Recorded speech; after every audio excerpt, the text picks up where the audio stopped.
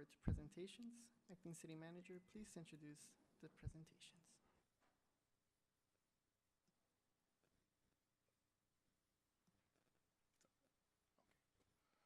Thank you. Good evening, Honorable Mayor, members of the City Council. Tonight's presentation, the first presentation is certificate of recognition for Sarah's Mini Market. If she can, they can come down to the podium, please.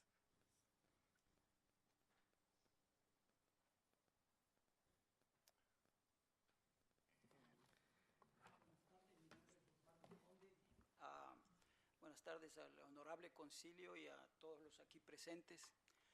Soy Osvaldo Conde y les voy a escribir un poquito de concerniente al negocio. El negocio lo compramos en el 1 de enero del 2018 y después de tenerlo casi como 6 años, hubo planes de movernos para Texas y aparte de que me iba yo a retirar en ese año y decidimos venderlo porque tengo un hijo en Texas que me está diciendo constantemente que me mueva para allá con él y todo, que es agente federal allá en Hueslaco, Texas. Mi hijo, el menor, estaba destacado, estaba en el Army, estuvo 5 años en Alemania y regresó y el plan era movernos para Texas, nada más que ahora cambió de opinión y se puso a estudiar aquí. Está estudiando en Cerritos College y eso. Y por eso fue la razón que lo acabamos de vender hace un año, pero también hicimos muy buena amistad con el nuevo dueño que vive aquí en Bell Gardens. Y tanto es así que ahorita él anda 1 mes y medio de vacaciones y nosotros estamos al frente del negocio. Hicimos buena amistad y estamos ahí y mientras no nos muevamos ahí vamos a estar ayudándole a él también. Ahí le quiero dar las gracias al concilio porque nunca tuve problemas con la ciudad, siempre estuvieron ahí para apoyarnos y ayudarnos. El negocio, como lo agarramos nosotros, lo triplicamos o casi cuadruplamos la venta, nos fue muy bien. Y quiero darle las gracias al nuevo alcalde porque estuvo ahí visitándonos, igual que el concejal Barcena.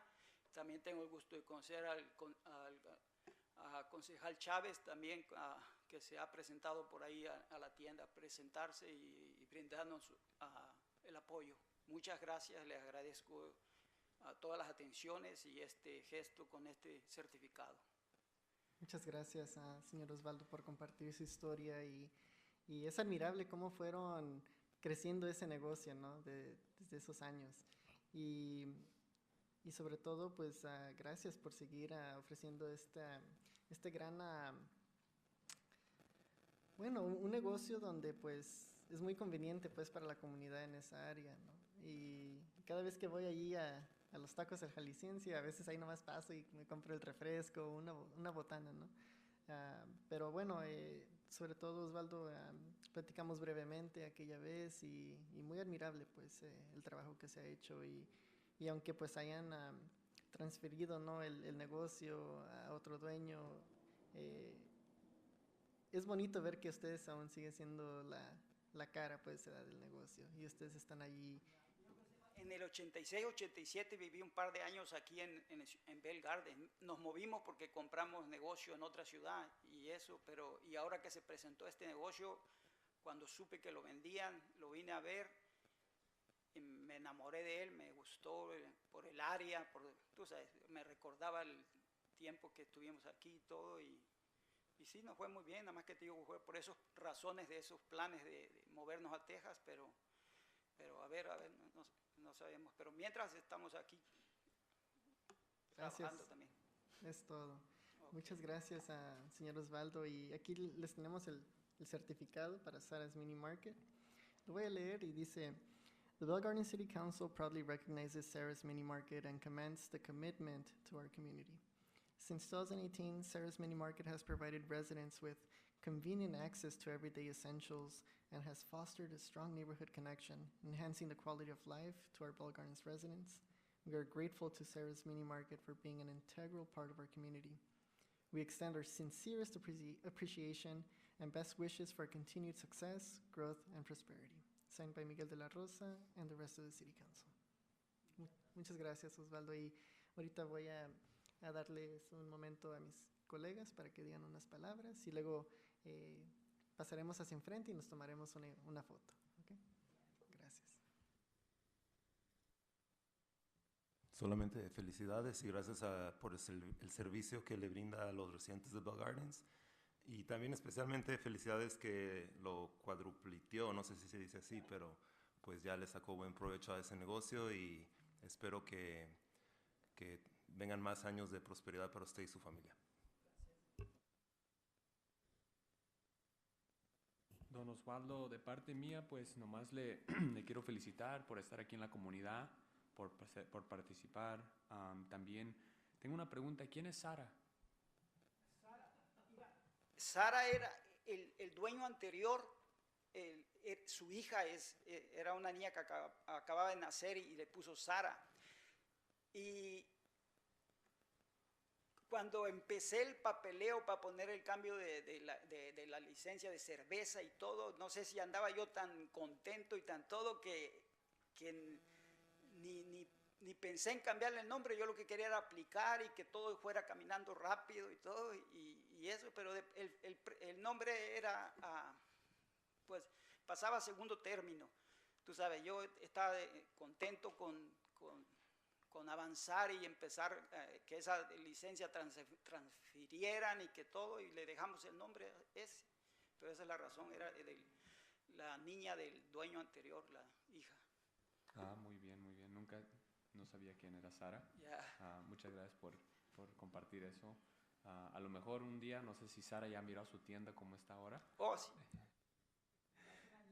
Grande ya. Muy bien, muy bien, muy bien. No, pues de nuevo felicidades y pues muchos más años de prosperidad para usted y su familia y el negocio.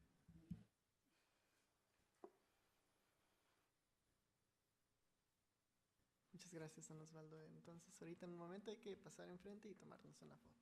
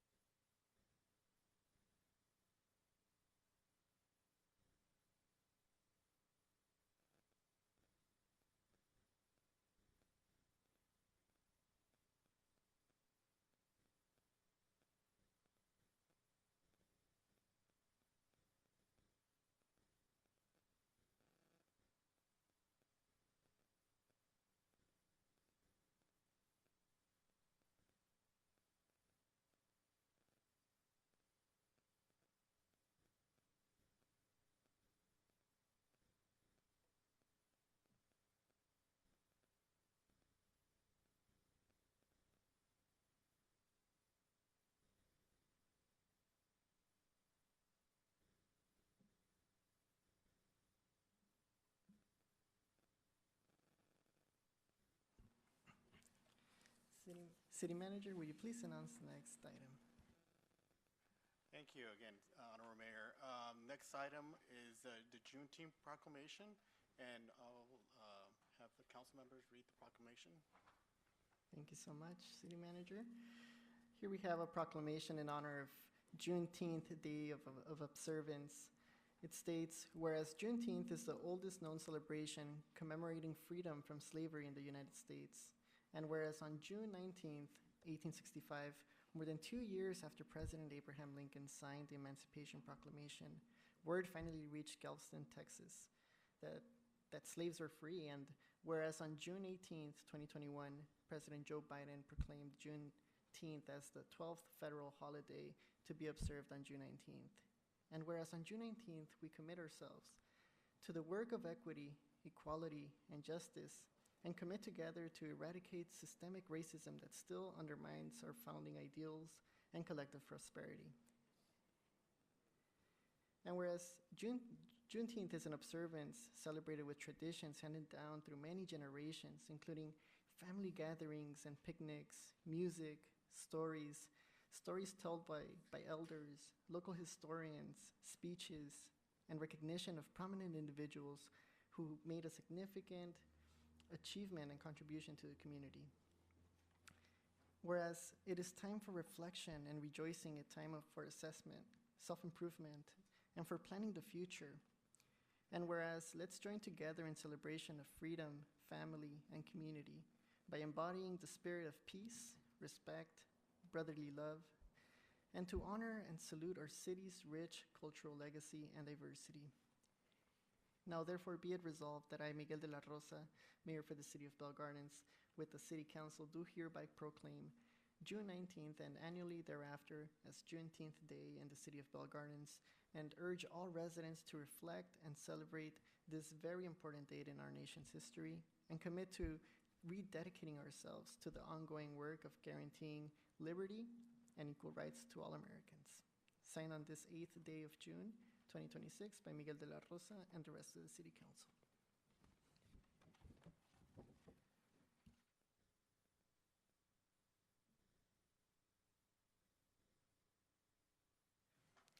City Manager, will you please announce the next item? Thank you, Honorable Mayor. Next item that, is the proclamation for LGBTQ Pride Month, and our council members will be providing a. Thank you so much for that, Interim City Manager. I'll go ahead and read the proclamation, City of Bell Gardens proclamation in honor of LGBTQ IA plus Pride Month. And it states, whereas as we celebrate June as Pride Month in Bell Gardens, California reminded of what makes California great, our remarkable capacity to advance together across every conceivable difference, no matter the physical distance between us. From our separate homes, we stand together with the lesbian, gay, bisexual, transgender, queer, intersex, asexual, and more LGBTQI+ community of Bell Gardens as they declare their pride in who they are and whom they love. And whereas the LGBTQIA+ community has worked tirelessly for respect, equality, and their very right to exist, their battles have been fought in the courts, from marriage equality to demanding equal protection under the law. And while there has been remarkable progress towards acceptance and equality in recent years, members of the LGBTQIA+ community in the United States and around the world still face an unacceptable level of discrimination and violence. This includes people who aren't safe at home and those who do not have a home in which to stay, and we must push back against those who threaten the safety of LGBTQIA+ Bell Gardens residents and challenge our progress. And we must continue to make the case that all humans beings share something fundamental in common. All of us want to be loved, and all of us want to love. We stand with our LGBTQIA+ family, friends, and neighbors, and Pride celebrations are a prominent feature of Pride Month. And in this City of Bell Gardens, we are proud to support our LGBTQIA+ community's rights to live their lives out loud. As we celebrate Pride in Bell Gardens and across the state, we must continue to demand equal rights for all to create a California for all. Now therefore be it resolved that Miguel de la Rosa, Mayor of the City of Bell Gardens, with the City Council, do hereby proclaim the month of June as LGBTQIA+ Pride Month in Bell Gardens, and encourage all residents to eliminate prejudice wherever it exists and celebrate our LGBTQIA+ community. Proclaim this 8th day of June 2026. Signed, Mayor Miguel de la Rosa, along with the Bell Gardens City Council. Thank you, Councilmember Chavez. At this time, we will now begin with item number 6.1. I will open public hearing at 6:30 p.m. Acting City Manager, will you please introduce this item? Thank you, Mayor de la Rosa. The first item is the status update of staff's vacancy in compliance with Assembly Bill 2561, 2024, local public employees vacancy positions. This is an annual report that's presented by state law to the state.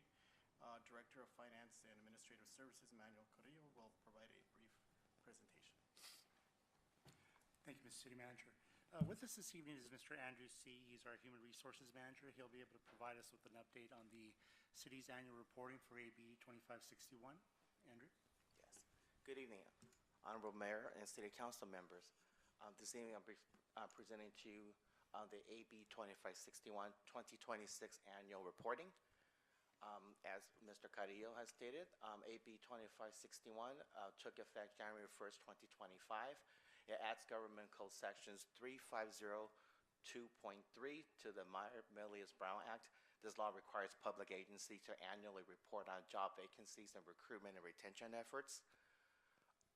The annual reporting is required to present on the vacancy status, recruitments, and retention before the annual formal budget is adopted in each public agency. And any bargaining units that has a 20% vacancy rate will hire subject to additional reporting obligations. The purpose of the public hearing is to provide increased transparency on staffing shortages, to address recruitment and retention challenges, and also to provide a forum to discuss challenges to maintaining a stable workforce. The recognized bargaining units are also entitled to be present during the public hearing to voice their concerns and opinions.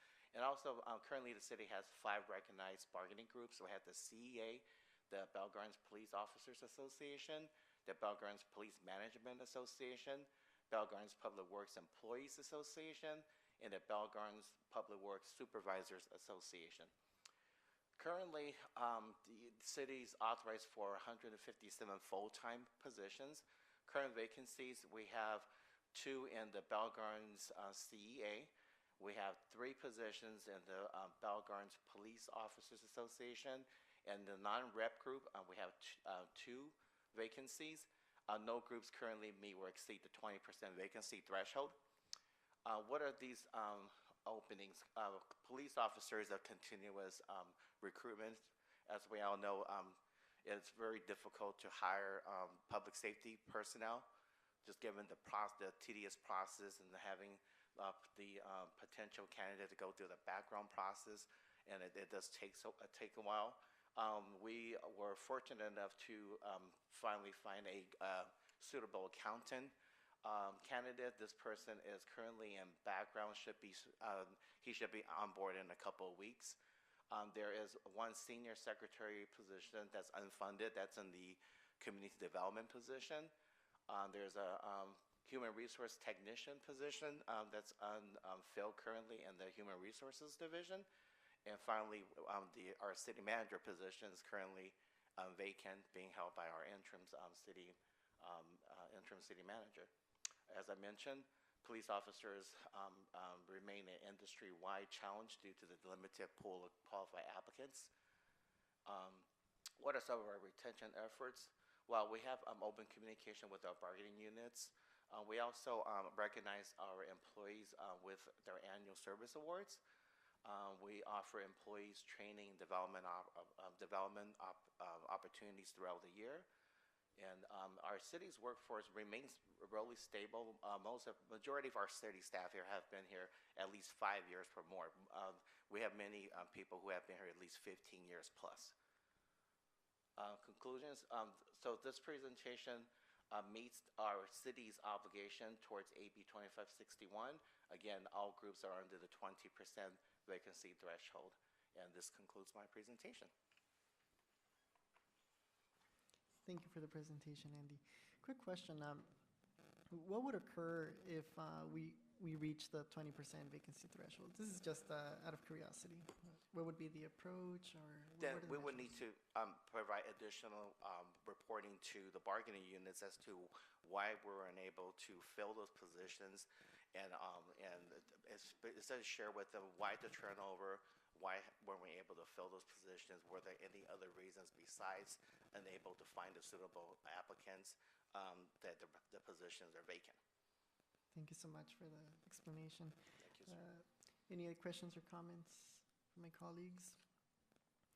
If not, we will now open public participation for this item. City Clerk, will you please announce the instructions for public participation? Yes, thank you, Mayor. Members of the public will now have an opportunity to speak on public hearing item 6.1 only.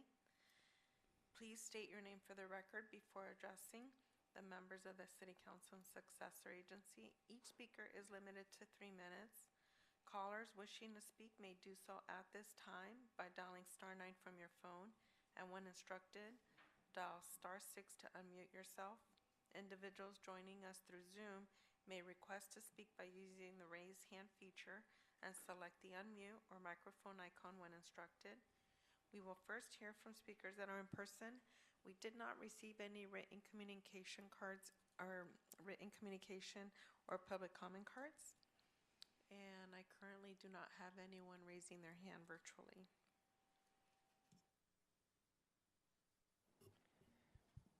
Thank you, City Clerk.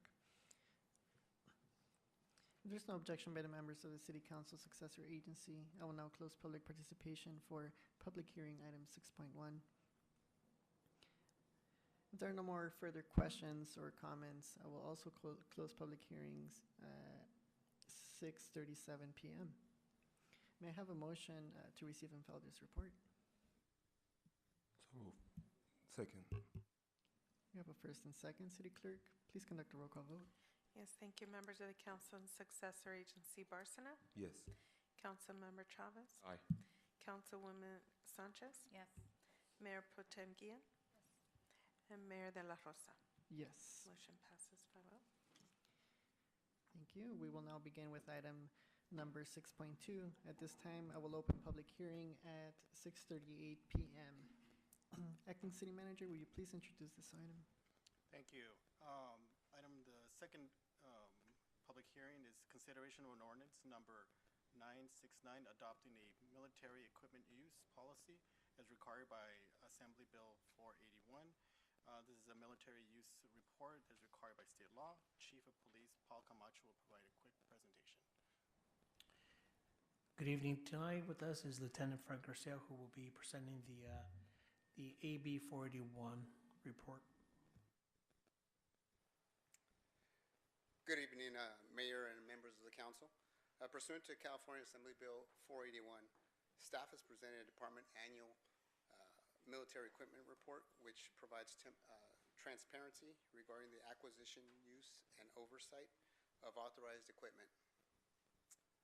This presentation summarizes equipment usage, training, deployments, complaints, costs, and a compliance with the city's adopted military equipment use policy during this reporting period.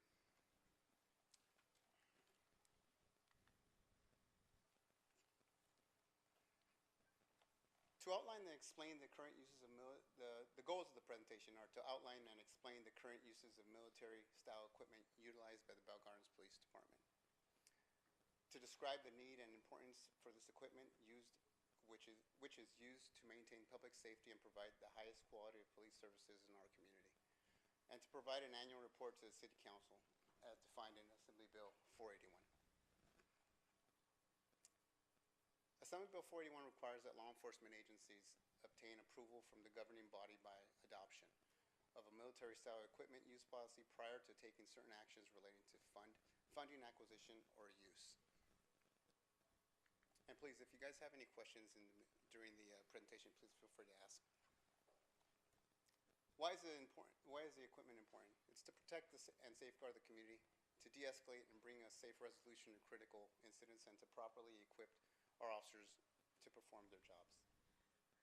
There are 15 categories that we focused on when speaking about AB 481. I'll go through them really quick. I'm sure you guys can read them, but I'll go through them real quick so you guys understand. So the first one is unmanned remotely piloted power, aerial, or ground vehicles.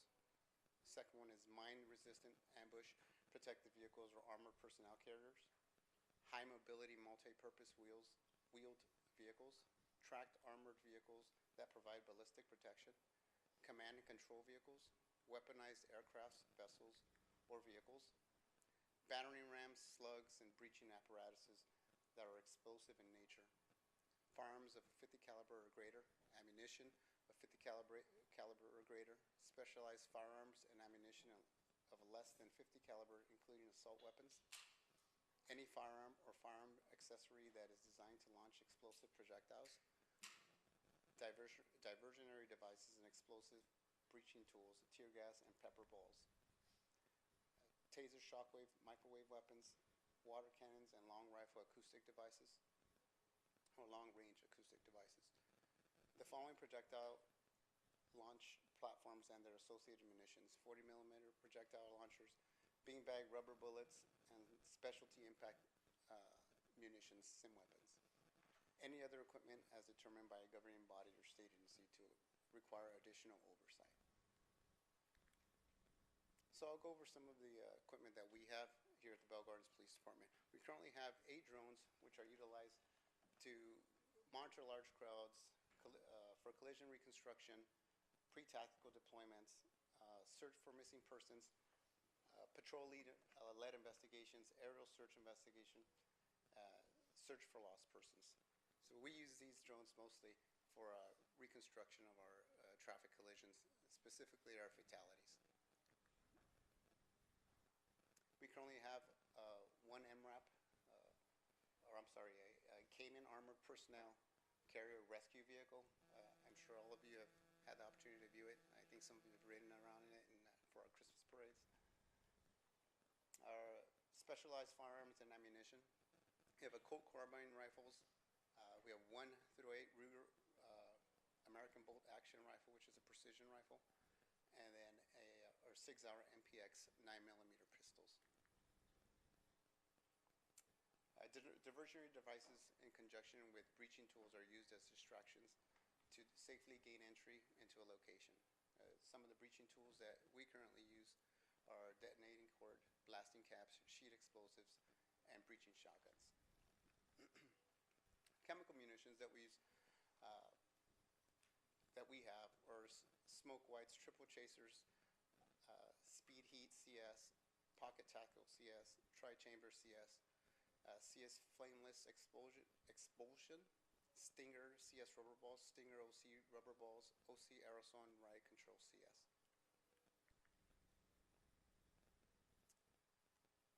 The projectile launcher platforms that we use are the 40 millimeter launchers, specialty impact munitions, which are ferrets, direct impact, oleoresin capsicum, crushable rounds, direct impact, CS crushable rounds, sponge rounds, beanbag shotguns, beanbag super stock ammunition.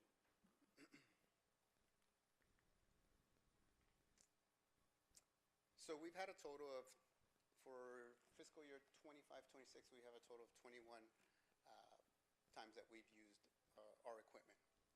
The drones, we've used them 9 times, armored vehicle 8 times, diversionary devices 2 times, and the 40 millimeter projectile launchers 2 times. As a result of these deployments, we have received no complaints with any of the equipment that we've used.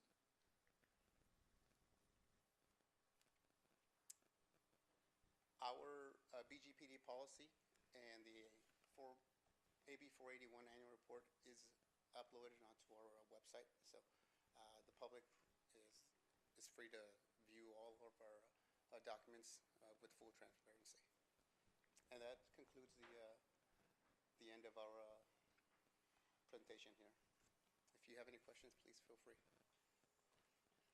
Thank you so much.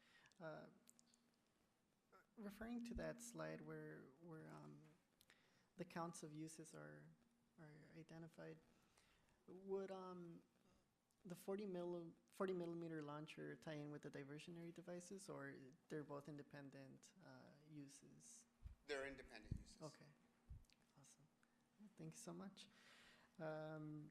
Any other questions regarding this presentation from my fellow colleagues? And if not, we will now open public participation for this item. City Clerk, please announce the instructions for public participation. Thank you, Mayor. Members of the public will now have an opportunity to speak on public hearing item number 6.2. Please state your name for the record. Each speaker is limited to 3 minutes. Callers wishing to speak may do so at this time by dialing *9 from your phone, and when instructed, dial *6 to unmute yourself. Individuals joining us through Zoom may request to speak by using the raise hand feature and select the unmute or microphone icon when instructed. We didn't receive any public comment cards or any written comments, and we do have one person who has their hand raised. Zoom ID with the ID name Mario. You may begin to speak. Yeah, I just have one question for the chief here. So I was trying to pursue, I'm a resident of Southgate, I was trying to pursue getting an official, hoping to get, help my city score an official police grade drone. These drones cost like $50,000, is what I was told by our chief of police. And I wanted to use the CDBG funds to cover the cost of this. And the lady in charge who works at Southgate City Hall, Carol Averill, she informed me that it wouldn't qualify because it has to have a direct and immediate benefit for the residents. And the residents would have to be able to make use of whatever project it is that you want to fund. And they wouldn't be making use of the drone, of course. So the question I have for the chief is, does Bell Gardens Police Department have an official police grade drone, the $50,000 caliber type that I would like to see my city one day have? And then I'm just going to squeeze this in. I'm sure that the chief is aware of a device called the Grappler. Do you have any intention of purchasing a Grappler for your police department? I think that's something that should be standard practice for police agencies nowadays. I'll end with that. Thank you. There are no other virtual participants who have their hand raised at this time. Thank you, City Clerk. If there's no objection by the members of the City Council successor agency, I will now close public participation for public hearing item 6.2. If there are no more questions or comments from the City Council, I will also close public hearing at 6:48 p.m. May I have a motion for this item? Motion. May I have a second? A second. All those in favor So- say aye. Just to clarify, the motion is to adopt staff's recommendation, which is to waive the full reading and introduce ordinance number 969. I'll second. Mayor Pro Tem, are you okay with the clarification? So we have a motion by Councilwoman Francis De Leon Sanchez and a second by Mayor Pro Tem Guillen. Thank you for the clarification. All those in favor say aye. Aye. Aye.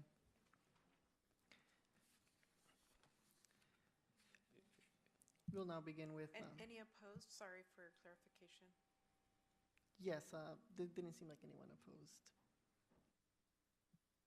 Can we just get clarification, no opposition? Any abstentions? Ayes have it. City Clerk, is that sufficient? Yes. Thank you. Thank you so much. We'll now begin with item number 6.3. At this time, I will open public hearing at 6:49 p.m.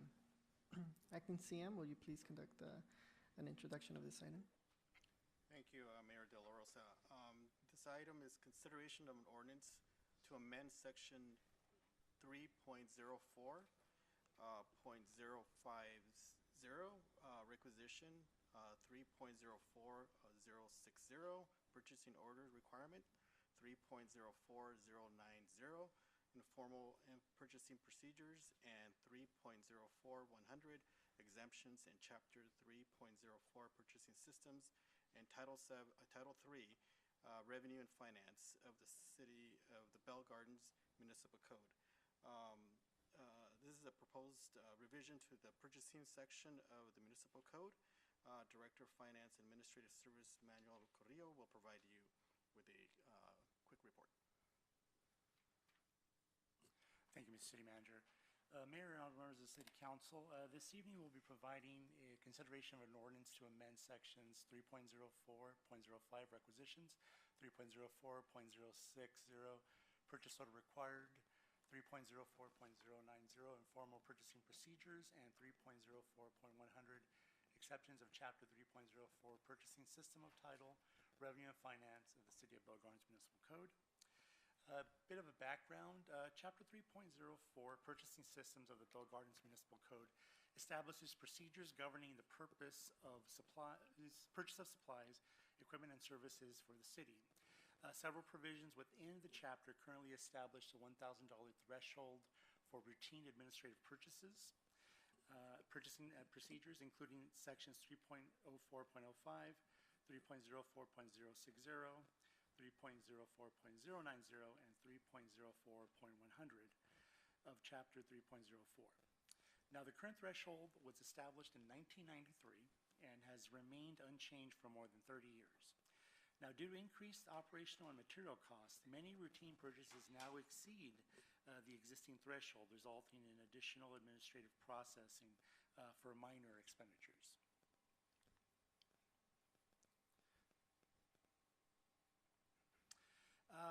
The proposed amended to the purchasing policy, the proposed ordinance would increase the administrative purchasing threshold from 1,000 to 5,000 in order to improve operational efficiency and streamline routine purchasing procedures while maintaining existing fiscal controls and procurement requirements. Currently, the federal low-value purchase limit is $15,000 for most civilian and defense agencies. Purchases at or below this amount can be made without seeking competitive quotes, provided the price is deemed reasonable and purchases are distributed equally.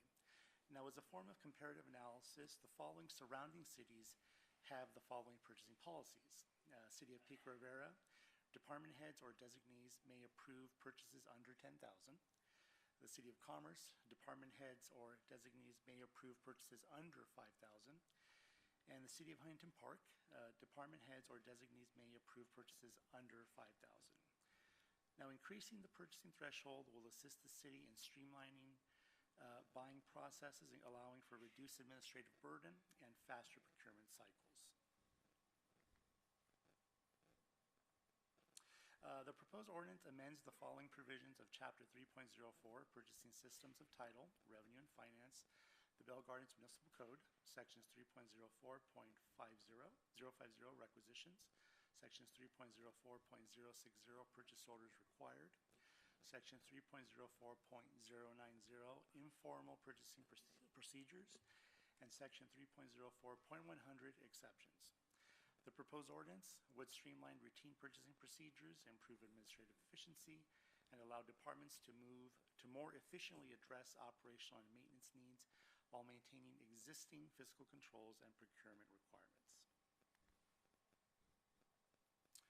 It is staff's recommendation that the City Council waive full reading and introduce ordinance number 970 by title only to amend section 3.04.50 requisitions, 3.04.060 purchase orders, 3.04.090 informal purchasing procedures, 3.04.100 exceptions of the Chapter 3.04 Purchasing System of Title III, Revenue and Finance of the Bell Gardens Municipal Code to increase the administrative purchasing threshold from 1,000 to 5,000. And that does conclude my presentation. I'd be glad to answer any questions that council might have.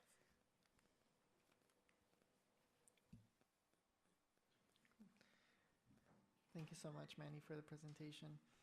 Does any member of the council have any questions or comments? Can I just go to the comparison chart again for the other cities of the allotted amount, please?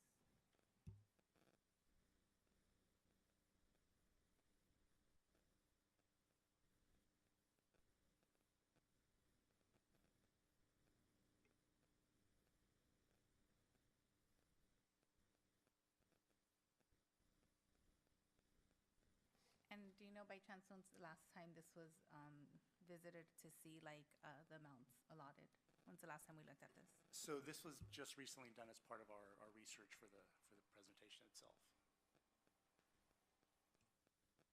See, this is the current threshold for those respective cities. As far as our own city, when's the last time that we looked at this? Well, the last time it was changed was 1993. That's what I wanted to check. Okay, thanks. It's a long time. I do have a question, Manny. Would this threshold be on a case-by-case basis, or is just an annual budget? Well, it is a change in advance to the current threshold that we have.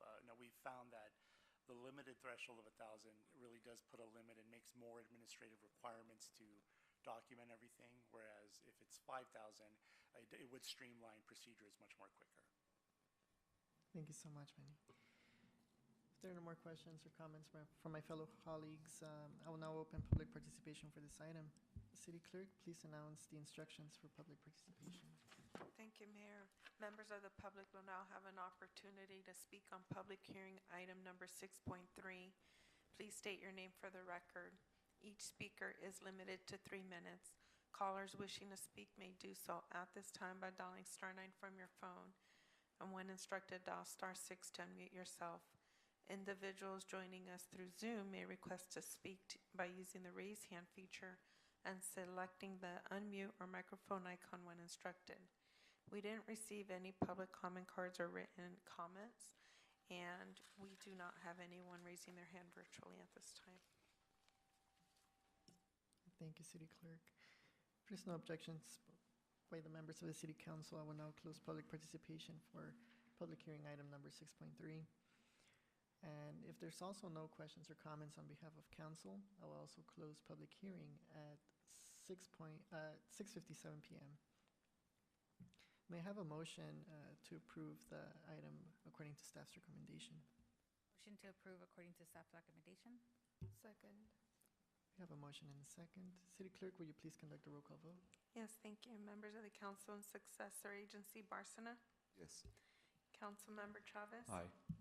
Councilwoman Sanchez? Yes. Mayor Pro Tem Guillen? And Mayor De La Rosa? Yes. Thank you. Motion passes. Thank you, City Clerk. We will now begin with item number 6.4. At this time, I will open public hearing at 6:58 p.m. Acting CM, would you please conduct introduction of this item? Thank you, Mayor De La Rosa. This last public hearing is consideration of a resolution approving a proposed sale of Bell Gardens Municipal Water System to Golden State Water Company, calling on election on November 3rd, 2026, to present the proposal to city's voters and first reading of ordinance authorizing the sale is subject to voters and approval. This is a ballot measure authorizing the sale of water system on the November 26th. Director of Public Works and Facilities, Bernie Inigas, will provide you a council report. Thank you. Thank you, Mr. Acosta. Good evening, Honorable Mayor and members of Council. I'll be providing this presentation along with City Engineer Doug Banash and Special Counsel John DeCristina. Starting with background, the city owns and operates the Bell Gardens Municipal Water System, which provides water utility services to approximately 1/3 of the city residents. We have roughly 1,650 service connections, and this is residential, commercial, and industrial. Recently, the water system has faced significant financial challenges from an aging infrastructure that requires capital investments, regulatory compliance obligations, and debt. The city therefore issued a request for proposals, or RFP, in late 2025 to solicit offers to purchase and operate the water system. The city received 2 proposals in response to the RFP. One was from California American Water Company, and the other one was from Golden State Water Company. Both of these companies are experienced water utilities that are fully capable of providing safe and reliable service to the city's residents. And both proposals commit to keeping rates stable in the short term, with future rate increases limited by the California Public Utilities Commission. So I will go ahead and turn it over to City Engineer Doug Banash to talk about the evaluation process. Good evening, council members and mayor. After thoroughly reviewing the proposals from both CalAm and Golden State Water, it was determined that staff recommends accepting the proposal from Golden State Water because they provide us the greatest benefit to the community. And their proposal is highlighted by the following.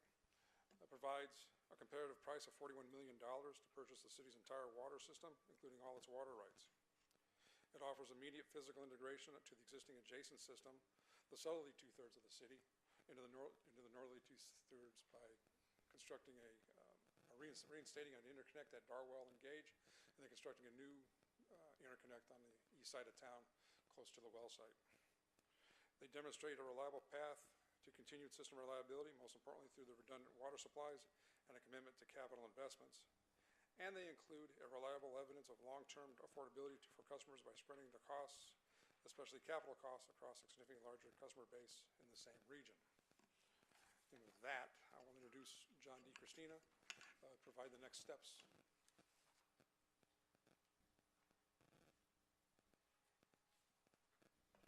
Thank you again. So I'm the lawyer. I'm John DiCristina. I'm with the firm Colantino, Highsmith & Watley. We specialize in municipal finance issues, and so I've been helping out the city attorney's office on this project. So if you choose to move forward with this, if you wanted to take the next step in selling your water system to Golden State, it's governed by the Public Utilities Code.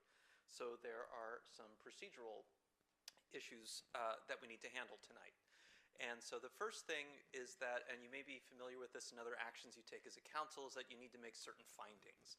And in this case, you would need to find that if you were to sell the system, that your residents would receive at least as good water service from Golden State as they currently receive from the city's system. And so the resolution and the ordinance before you tonight includes findings based on the proposal, and honestly, with a company like Golden State, it's not difficult to make those findings. They're a reputable group. If you want to sell your system, that shouldn't be a problem here. The second is that you need the voters' approval to sell this kind of property. And so the second part of the resolution and ordinance that's before you tonight is basically putting an initiative before them on the November ballot. So you have the initiative itself, which is the ordinance, which gives you permission to sell the water system. And then the resolution, which handles the procedural part, right? Which goes on record directing your clerk to work with LA County to consolidate this and get this on the ballot in November. There's also the last thing is that there was a notice requirement, so this was published in the newspaper. Tonight's hearing was published in the newspaper. Right, and so this is important for you to know, is that if the voters, so if you vote no tonight, the sale doesn't go through, right? If you decide you don't want to sell the system, that's the end of the process. If the voters say no, that's the end of the process. If they vote yes, that's also not the end of the process. A sale like this, City of Bell Gardens, are not regulated by the California Public Utilities Commission, but Golden State, and indeed any private company who would buy your system from you, is regulated by the CPUC. And so before they can move forward with this, after the voters say, we're okay letting the city sell it to you, they need to go to the CPUC and say, look, we got permission from the city's voters, so will you give us permission, regulatory approval for this sale? And so so the CPUC is going to hold some hearings. It's going to issue a decision. It is empowered to, and frankly is likely to, impose conditions on the sale. And so it's going to tell Golden State things, for example, that you need to keep rates at a certain level. You can't increase them too quickly to recover the money that you just paid to the city. You need to make sure you spread it out equitably across all of your customers. Conditions like that. Now, those conditions that I just described are probably, I imagine you would be okay with that, but this is an unknown. Nobody could responsibly tell you what the CPUC is going to do, right? Who knows what conditions they might impose. And so if they do impose conditions that you don't like, you still have the opportunity at that point to back out, because this is not what we were planning, right? This is not the proposal. We thought we were going to get certain benefits. Your conditions take away those benefits. You were still, at that point, are able to pull out of the transaction. Right, and so then this is just procedural stuff. If you've approved initiatives before, you're familiar with everything that's up on the screen there. It's an initiative, so there's going to be an impartial analysis that your city attorney puts out. There's an opportunity for people to submit arguments in favor of and against the proposal, everything that you would see in a normal initiative. This is the ballot question. It is unfortunate but this is the statutory way we're supposed to frame ballot arguments, is shall the measure ... be adopted. And so this is just, can you sell the system to Golden State? Cost is what you would expect from any normal ballot initiative. This is not a more expensive election or less expensive. And it's probably, it's marginal based on what you're already going through for your municipal election in November. But of course, if it goes through, then Golden State has offered to pay you $41 million, which would go into the general fund. And so now, I suppose since I'm standing here, that's the conclusion. But I will, of course, yield. If you have technical questions, I'm not an engineer. You don't want me to answer them. But if you do have procedural questions, I will be on hand for the rest of this hearing to answer any questions you have. But it is the recommendation of staff and me as your special counsel. If you're going to sell your water system, this is a good offer to accept. Thank you. Thank you, John. So staff recommends that the City Council consider and approve the attached resolution proposing to sell the city's water system to Golden State and placing that question on the ballot, and that council conduct the first reading of the ordinance to be presented to voters on that ballot. So that concludes our presentation, and I also want to mention that Golden State General Manager Nemo Choa is also here in the audience. Thank you for the thorough presentation. We will now move over to council member questions and comments.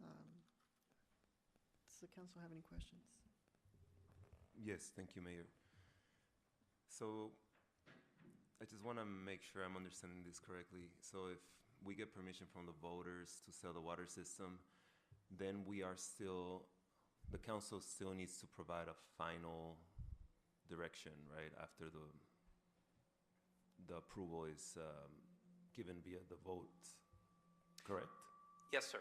So what happens after the voters approve is that Golden State goes to the CPUC, and that's when things might change. And if they change in a meaningful way that you don't, like, you're being offered something tonight, and the CPUC may say, nope, the offer needs to change from A to B.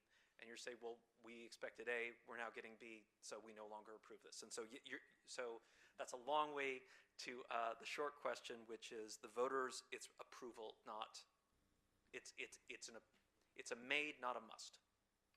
The question is, what if there isn't a change and it's the same? Does the council still get to deliberate on that? You have less room to, so you're saying, so if the CPUC basically says, this is fine, no changes, we approve the sale. No. I mean, if we accept it tonight, if you propose it tonight, let me say it this way, is that there are going to be negotiations here, right? And so it's not necessarily that this one proposal is going to the CPUC. Your staff, your city attorney, your engineers are going to be working with Golden State to go through all of the details. And that's where your deliberation is going to come, if that makes sense. And so after the CPUC, if they say, no, this is fine, then I feel like I'm rambling a little bit, but I hope I'm answering your question. Is that your after tonight, really it's in the nuts and bolts negotiations that you are going to have with the Golden State's folks. Thank you. Mr. John and Christina, quick question. So during the presentation, you stated that during the sale process, the CPUC may impose conditions. Can the city impose conditions, or does it strictly have to be from the CPUC? No, that's where the negotiations over the specifics are going to get into those kinds of details, Mayor. And so you have, a proposal that's going to turn into, again, formal sit-down negotiations between your staff and Golden State's to work out all of the details that aren't covered in the proposal, because there are many. Just to add to that, Yeah. we can't impose conditions on the CPUC, though. That's the one where what they tell us is basically what we have to follow, but the negotiations would happen between the city and Golden State, not with the city and CPUC. Just to clarify, John, is that correct? Yeah. No, yes, that's correct, Stephanie. And this would occur after voters would give us permission to proceed with negotiations, correct? Yes, sir. Yes, sir. Although the negotiations can start now. There's nothing there. I mean, it's really what you all think. I mean, They don't need to start before the voters approve it, but the CPUC process doesn't start until the voters weigh in. Thank you. Any other questions, comments from my fellow colleagues? Yes. So I know that you said the CUPC will put some regulations on making sure that they don't increase the water rates to our residents. And I don't know if you can answer this or who can answer this, but what is that going to look like maybe 5, 10, 15, 20 years from now, you know, saying that we do agree to sell the water system and it is sold to Golden State, especially to make sure that we put these protections that the water rates aren't increasing, especially for our working families, our renters, our seniors, to make sure that it's affordable. So yeah, so that is the bread and butter of what the CPUC does with private utilities like this. And so what they do, they go through a process I want to say it's around every 5 years, but they look at their rates and they do an evaluation of what do you need to provide reasonable service, right? And you know, I mean, as a private company, they will allow a reasonable rate of return. They will allow a reasonable profit, but it is based on, in the first, what do we need to get people safe, reliable service? How much should that cost? And tying those two together, plus the reasonable rate of return that a private utility can get. But so the short answer to your question, ma'am, is that it's ongoing, that the CPUC never stops paying attention to their rates and approving the rates. Like they can't impose rates without the CPUC's approval. the other question that I have, and this might be for our engineers and our staff, but how many years have we been in a deficit because of our water system? And then remind me, is it only 30% of our current residents that are getting service from that current water system?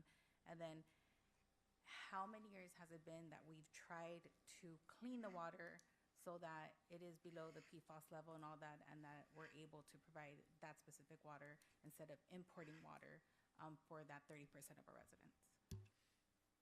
Okay, that's fair enough. The first answer I'll give is that the northern third of the city is Bell Garden City water that is provided by the well at the south end of Veterans Park. The rest of the city, basically south of Florence Place, is provided by Golden State Water. And they have made improvements to their system to deal with the PFAS in the wells that they're draw from inside the city and distribute throughout the residents of Bell Gardens.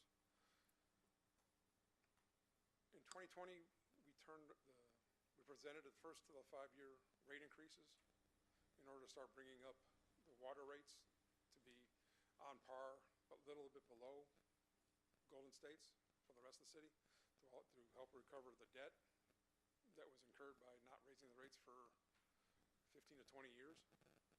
City fathers chose just not to deal with it for whatever reason. But that was, and that debt wound up being like plus or minus $5 to $6 million 5 years ago. After the water rates were approved July, August of 2020, come September of 2020, if memory serves me right, we reached the PFAS notification levels in our well that was providing groundwater. Council determined at that time you had 3 options: turn the well off, notify the residents that there's PFAS in the water based on the notification limits, or try to blend the water with another source. At the time, we couldn't blend relatively easily without expending a significant amount of money to get the connection into the wellhead. It was like about about $3 to $5 million project to do that. Notifications, council determined not to notify and just turn the well off. By turning the well off, we relied 100% on Metropolitan Water District water at about 3 times the cost of what groundwater costs from that standpoint. So on top of the original debt service that we had, we've now added about $1.2 million a year in water costs, actually about $1.5 million of water costs just to provide the outsourced water. At the time, in 2020, 2021, we presented to council to direction to investigate the well and start the development of a study to see what we can do with the PFAS in the well. That turned into a project that provided us to get direction to get 100% design plans for a PFAS treatment plant, which we have on the books right now, and try to maintain and try to get grant funding for that.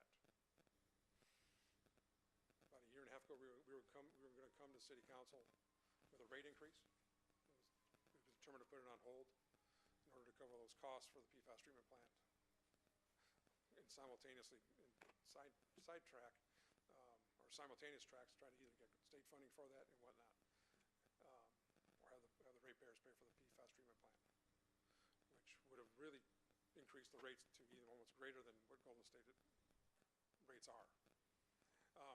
Because it's an $8 million project and we would amortize that over 15 years at about $700,000 to $900,000 a year that we'd have to additionally recover through the rates. So at the time that was determined to try to, let's do an RFP to see if we can sell the system. And here we are today. Did I miss a question? Okay. I think you got all of them. Yeah. Okay. So thank you for explaining the timeline and what that looks like. The other question I have, and I think this might be for Golden State, how is the value of the water system determined? And then how do we know that the proposed sale price is going to reflect a long-term value of this essential infrastructure rather than just providing this one-time financial benefit? Water. Sure. Thank you. Honorable Mayor, City Council members, first off, thank you. It's a interesting question. Coming from, as an engineer in public service for 25 years, I can understand the struggles of a public water system. Now being on the side of a investor-owned utility, a lot of equations and finances and understanding of business go into determining those costs and what we were willing to invest into the system. There's something called replacement cost less depreciation to understand what the value of the assets are within the system, coupled with what we felt was required to invest into the infrastructure to get it updated so we could continue to provide reliable water service, addressing treatment needs within this basin. Golden State Water Company has a strong reputation for treating all kinds of constituents in this basin, Central Basin. We've got 4 wells actively providing water to this community. All of them are treated for different various constituents that occur in the groundwater basin because of a lot of the industry that had been here for so many years. That includes everything from volatile organic compounds. We have a PFAS treatment already in place. We have a new PFAS treatment that is going to be implemented by 2028. We have a new well that's being constructed on Gage. So that's going to be basically how we provide reliable drinking water for this community with groundwater that's underneath us, instead of having to rely on imported water to provide our community with drinking water. So all of that goes into that calculation of what we can afford in terms of providing high quality drinking water, not only for this for this community, but also for future residents. I'm not sure if I answered your question. No, you did. I appreciate it. Thank you. Yeah, thank you. Mr. Ochoa, before you take a seat, I wanted to ask you, in your experience, professional experience with the acquisition of water systems, how often does the proposed number actually reflect the end deal? For example, right now on paper, we're looking at about a little bit over 40 million.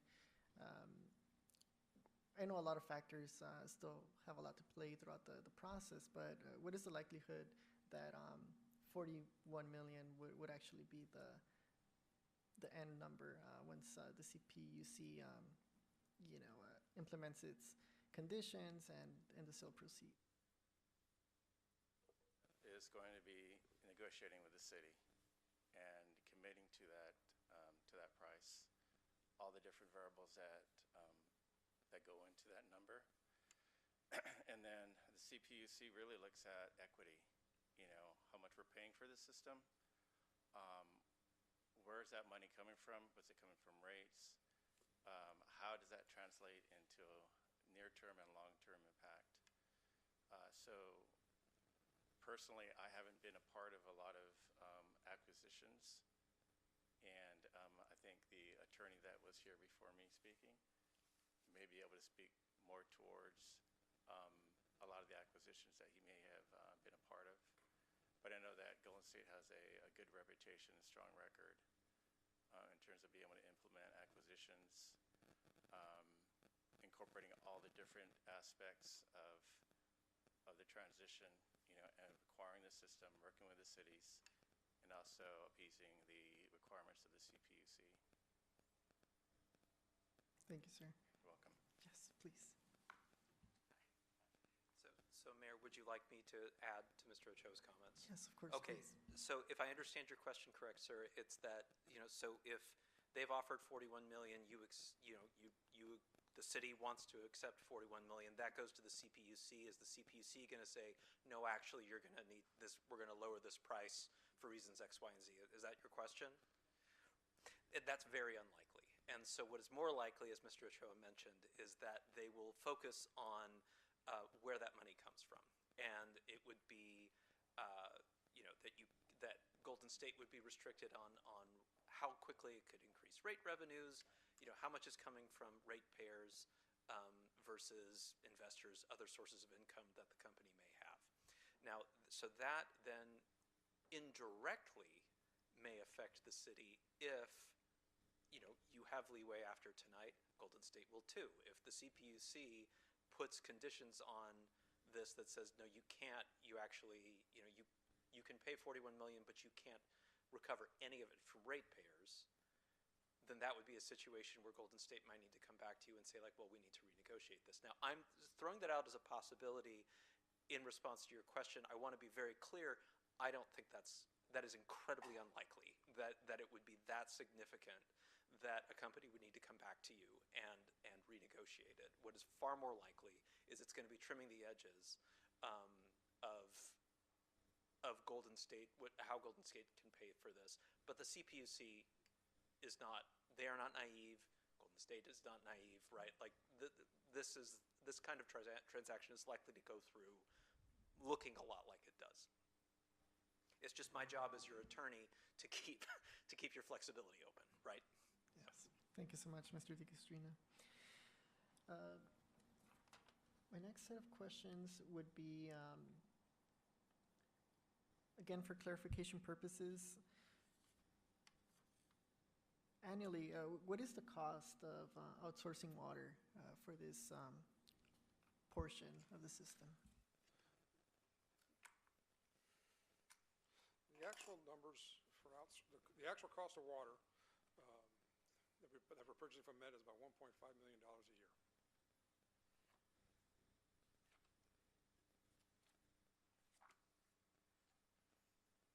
And we pay that through the Central Basin Municipal Water District.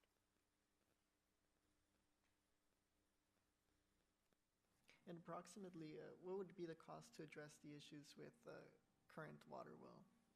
We have two options. We build the PFAS ion exchange treatment plant at approximately $8 million, or we can turn the well on and notify the consumers of the PFAS exceedances, and there's just nominal cost to turn the well back on.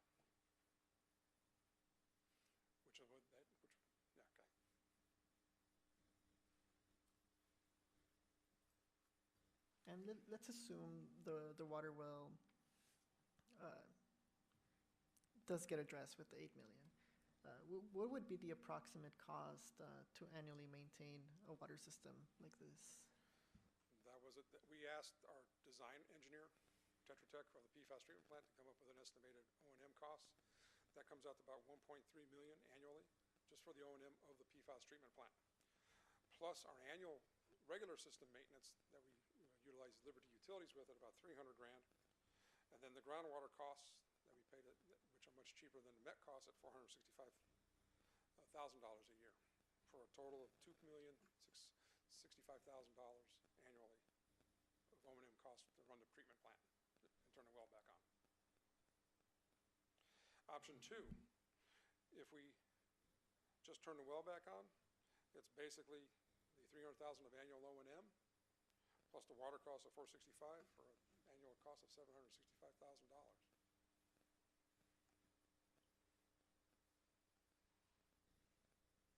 Thank you so much, Doug. Appreciate it. Any other questions, comments from my fellow colleagues? If not, we'll move over to open public participation for this item. City Clerk, will you please announce the instructions for public participation? Yes, thank you, Mayor. Members of the public will now have an opportunity to speak on public hearing item number 6.4. Please state your name for the record.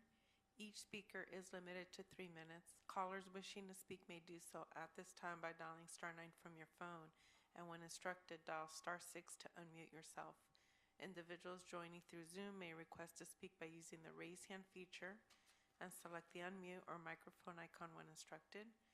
We didn't receive any public comment cards or written comments, but we do have someone raising their hand virtually. Zoom ID beginning with the ID Mario. If you would please select the microphone icon, you may proceed with your comment. Yeah, this is a disaster here. I mean, this looks like just massive city neglect. I don't know how Bell Garden City Hall was allowed this neglect to accumulate to the point where now you're forced to deal with this situation of selling off your water infrastructure. I've never even heard of a city selling off its water infrastructure.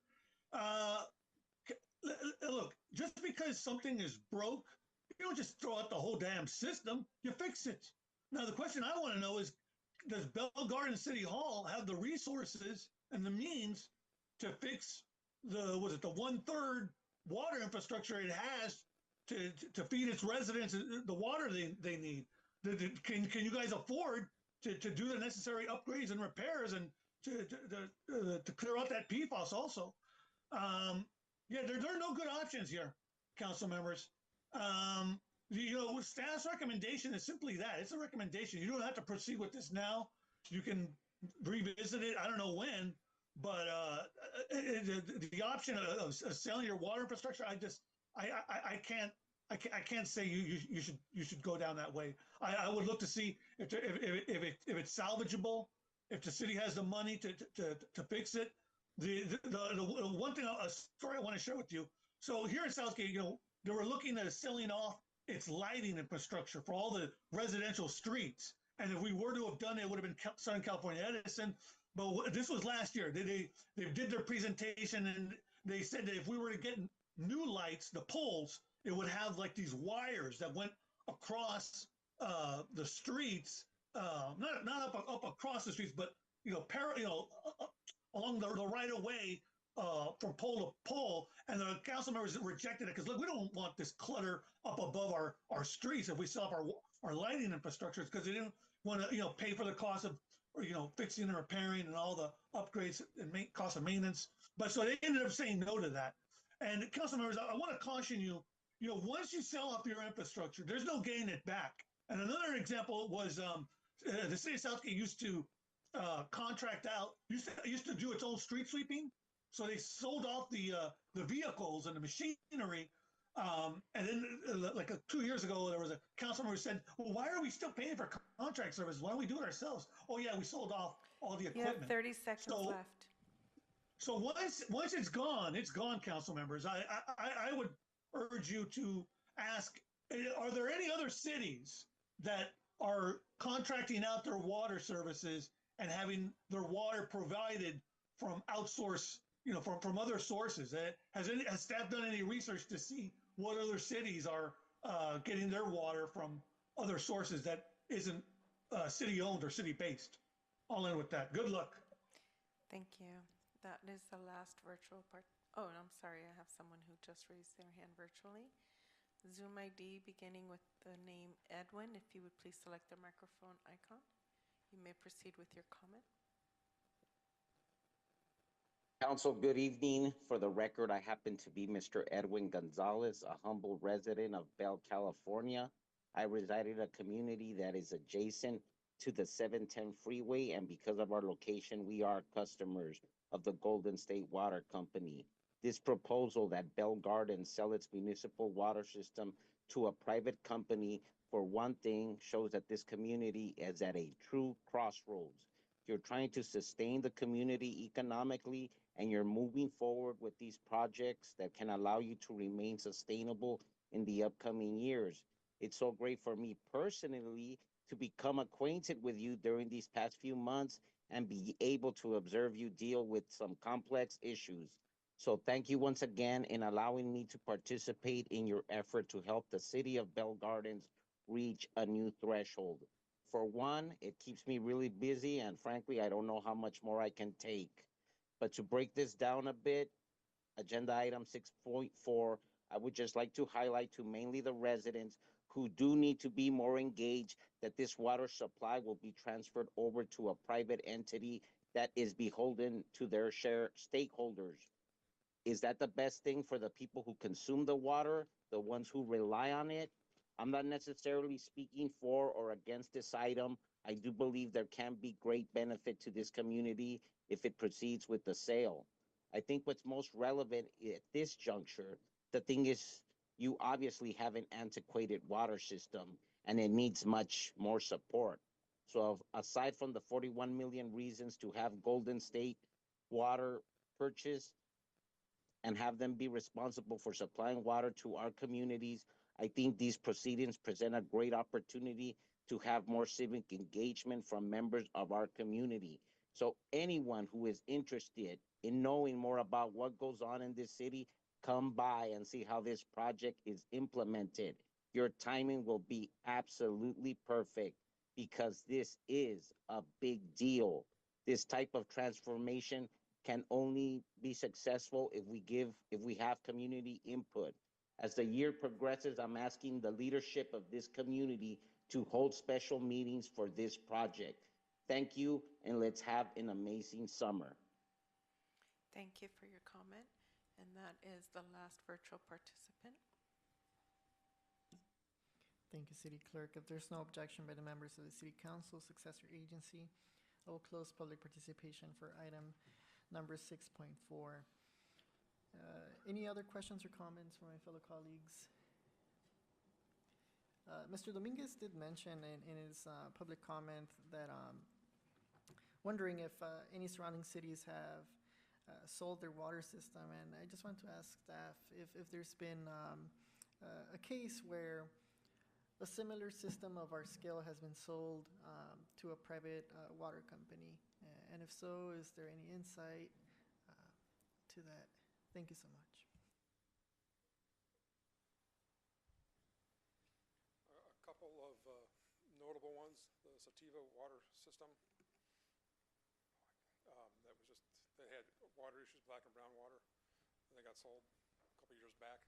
There's been a couple in the city of Bellflower, or at least one in the city of Bellflower recently. That's even one of the state's requirements as we're going through the planning grant process in order to maybe obtain construction funding from the state.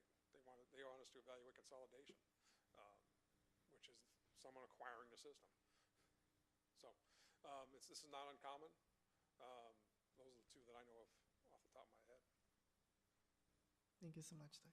Thank you. And I can speak actually to the Bellflower system. I actually worked for the city at the time, so that system was purchased by California American Water about 10 years ago or so. And I have had contact with staff there, and I have not heard of any issues after the sale of the city's municipal water system. Thank you so much. Any other questions, comments?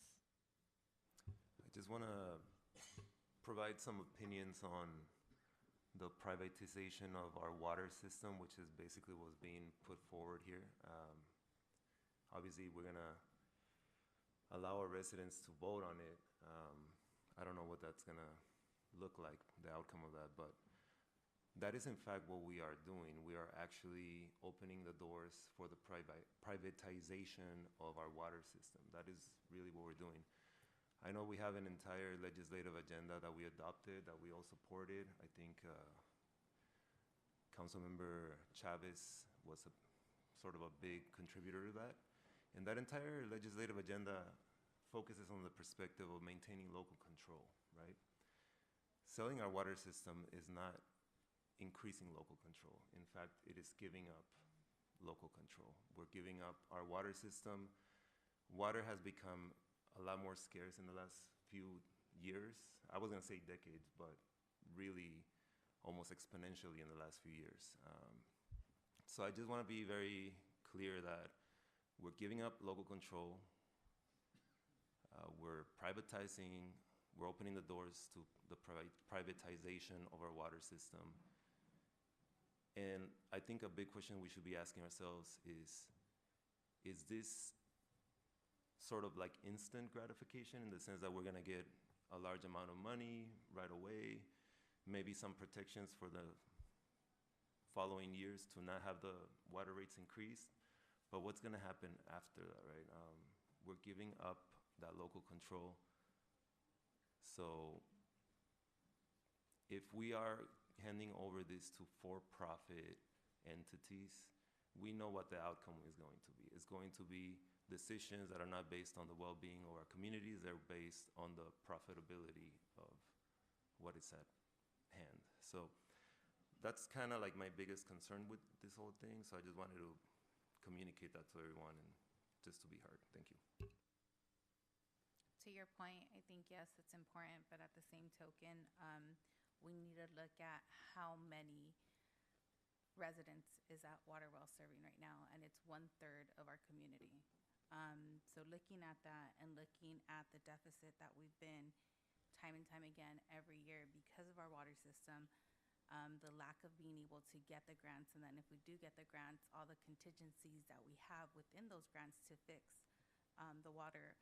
All of our residents deserve to have clean water at affordable rates. Looking at the deficits that we have coming for our city, is this a good opportunity? Yes. Is it a great opportunity? You know, maybe. But I would ask all of us to really focus and look at what the impacts are, not just as a one-time instant gratification of being able to accept these funds, but what is the longevity and the impact, and how is that going to help our community overall? Mayor, if I may. Yeah, no, I really appreciate this discussion, and I want to make sure that legal and our experts that are here too, everybody on staff, really appreciate all the time and energy and discussions that's led to this point. I think at what point, I think our city engineer had mentioned that we had a discussion about this back in like 21 or 22, and then finally we got to this point. And it's difficult. And this is one of those decisions where it's one of those tough decisions that a city, that as a council, you know, we're gonna have to make. I remember that decision back when Councilman Barcena and I were on, when we were here, and we had a decision about water rates, right? And we had to go back to the residents in asking for, can we increase your water rates? And keep in mind, the rates hadn't been increased since like the 90s, right? And you know, that was another one of those tough votes related to water.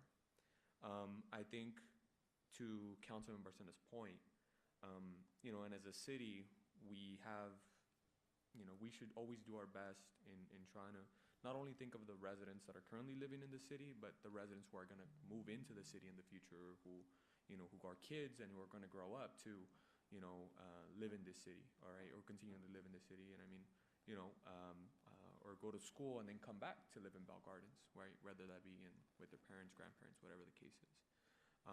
So I think I do also want to consider Councilwoman Dr. Francis Leon Sanchez's point about thinking for the future too. I look back at Measure BG. I think that's something that's really relevant, and even though the the results aren't official, right? It's looking like it's going to pass. Right now it's at 56 points in favor with 43, with folks voting no. And, after coming out of this election cycle, considering that if this item were to proceed, we would put this in the November ballot, there was a lot of miscommunication or just misinformation from a lot of residents in the public, right? Folks were saying, the council is trying to, even something as a complete street, saying that, we're investing money from the general fund into putting forward the little, the stop signs in the center of the streets and that hawk signal traffic thing that we put in on Ajax and Gage and so on and so forth, right? And in reality, those were all grant funded and it was free money essentially from the state. So, I think that tells me one thing, that, our community is misinformed, or obviously we see that the chamber isn't full either. I thank Edwin and Mario from Southgate and from the city of Bell who are engaged, and I would love to have more engagement. We had our budget meeting, I should say, in Veterans Park, right? And there just was I don't know what it was, if there wasn't an incentive to be more civically active. But I feel like as we're talking about putting forward an item like this, now since we're the decision-making body, I'm thinking, we're getting an offer of 41 million, right? I'm not in the business of appraising water systems. I don't know, 41 million, right? But why not put it 100 million, right? Why not put, 200 million, right? Like, why only 41 million? And there's appraisals that you can kind of measure it or connect it, or maybe make an assessment based, or do comparables, right? What do they say usually in business? I think it's something like, well, you'll pay with how much you want it, right? You put whatever, how bad do you want the water system? And I don't think it's worth selling for 41 million, right?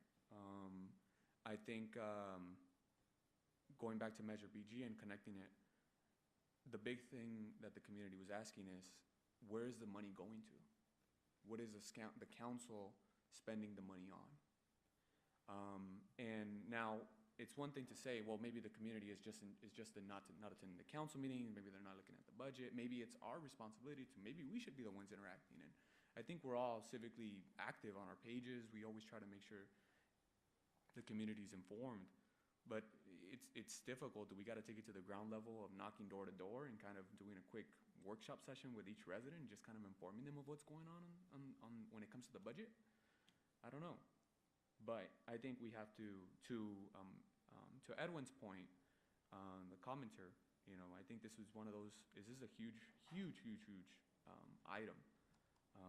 And I think that as we approach it, what's the plan with these 41 million if we decide to do it? Have we thought about what we want to do with 41 million? Have we proposed an idea for these next 10 years we want to invest in perhaps maybe getting another, I've read that cities have bought water systems from, other water purveyors, right? City of Ojai did that. I was looking into that.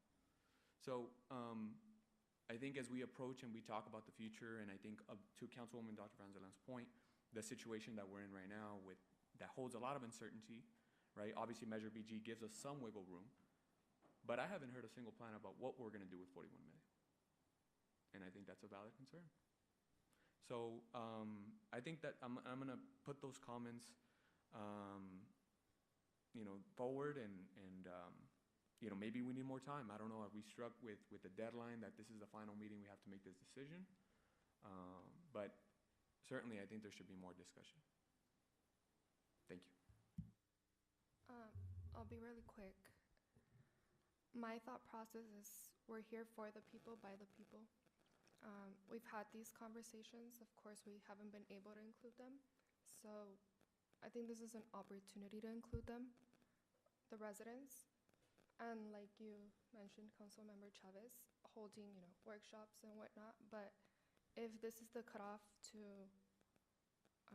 make it to the ballot, I think it's essential. It's been put off for years, so it's something to really consider. I want to thank everyone for this discussion. A lot of valid points, a lot of valid angles to consider. To Councilmember Chavez's point, what are we going to do with 41 million? I think the budget reports over the years really reflect, some volatility, right, with revenues. So essentially, this, I think, could potentially function as a buffer while we consider other avenues, right, of bringing in revenue to the city, and also waiting for other sources, right, that have been delayed over the past couple months, and we've seen it, reflect on our mid-year budget reports. So I think, given the current volatility with revenues and budgeting, I think this would function as a buffer in that sense, and it would also, again, allow us to explore more avenues, right, in a calm manner, without necessarily, implementing rough cuts, right?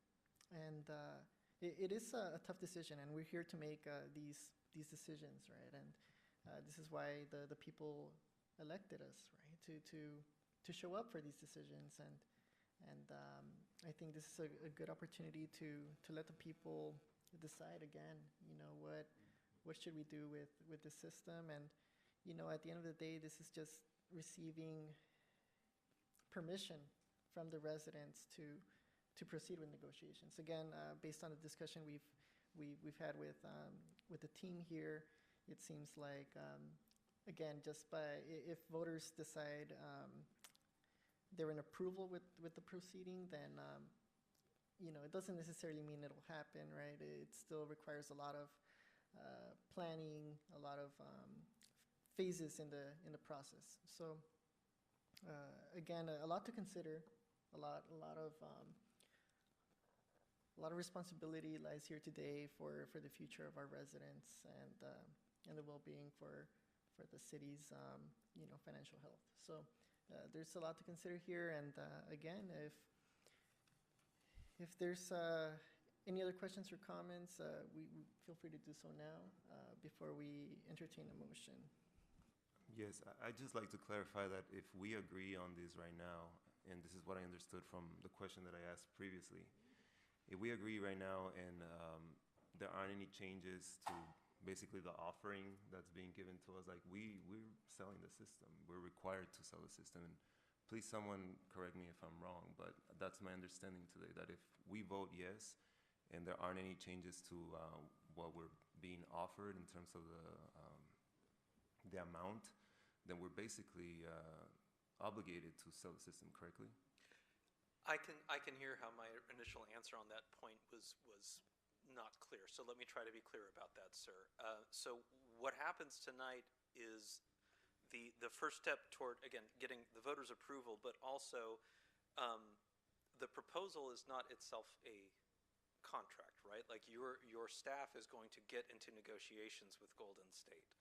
And so now I need to be very careful how I answer this on the record, because there are thresholds that you can pass where, like, yes, you set up certain expectations, and Golden State would have rights at that point. But there are a lot of details to be ironed out tonight. And so if you say yes tonight, are you required to sell the system? No. Like, that's going to get into details that your staff is going to iron out with Golden State. It's also dependent on what happens after the CPUC reviews this. I hope that clarifies it. Unfortunately, it's not always easy to give a binary, yes/no kind of answer. Is there a scenario where if we say yes and it's approved, that we are obligated to sell the system?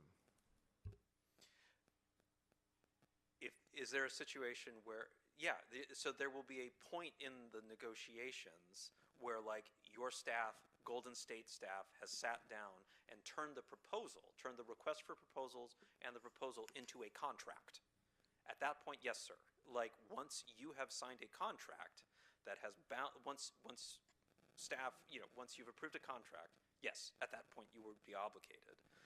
But right now we're just getting the ball rolling toward the voters giving you permission to do that. Sir, that yes is based on the condition that voters do approve the sale of the water system, correct? Yes, sir. Yes, sir. And so, sorry, I'm a lawyer. Sometimes use 10 words when I could use 2. Sometimes I go places that you didn't ask me to go. But so to try to get this really clear, so tonight you're saying we're going to present this to the voters. They will say yes or no on the general thing. In the meantime, or subsequent, whenever you think it's appropriate for staff to move forward, they're going to sit down with Golden State and put together the terms of sale, right? That turn all of this into a contract that then, once that is approved, with the voters approving it, assuming the CPUC doesn't materially change it, that is when you're committed. That is the point of no return. And that doesn't require additional direction from the council, correct? I don't, so this is, I'm going to throw this actually to Stephanie because this goes with, I don't know what the council needs to come back and look at if it's, or what your procedure is for approving contracts like this. Yes, contracts do come back to the council, so we would bring the contract back to the council once we've negotiated it. CPUC has blessed it, and it would be for final approval. But like John mentioned, at some point, the water system, there are negotiations that they will have rights. So Golden State at some point will have rights where we can't at that point back out. I'm just trying to find out really this commitment that's being done with the decision from the council. I'm just trying to find out the extent at which we're obligated to move forward, assuming everything goes perfectly, quote unquote. And it seems like there is a scenario where we are going to be tied down to our decision tonight. So I just don't want to underestimate the magnitude of this decision and this vote tonight. It's what I'm trying to do. So would tonight's decision, like, is today the final cut? Would that be kind of your question? Yeah.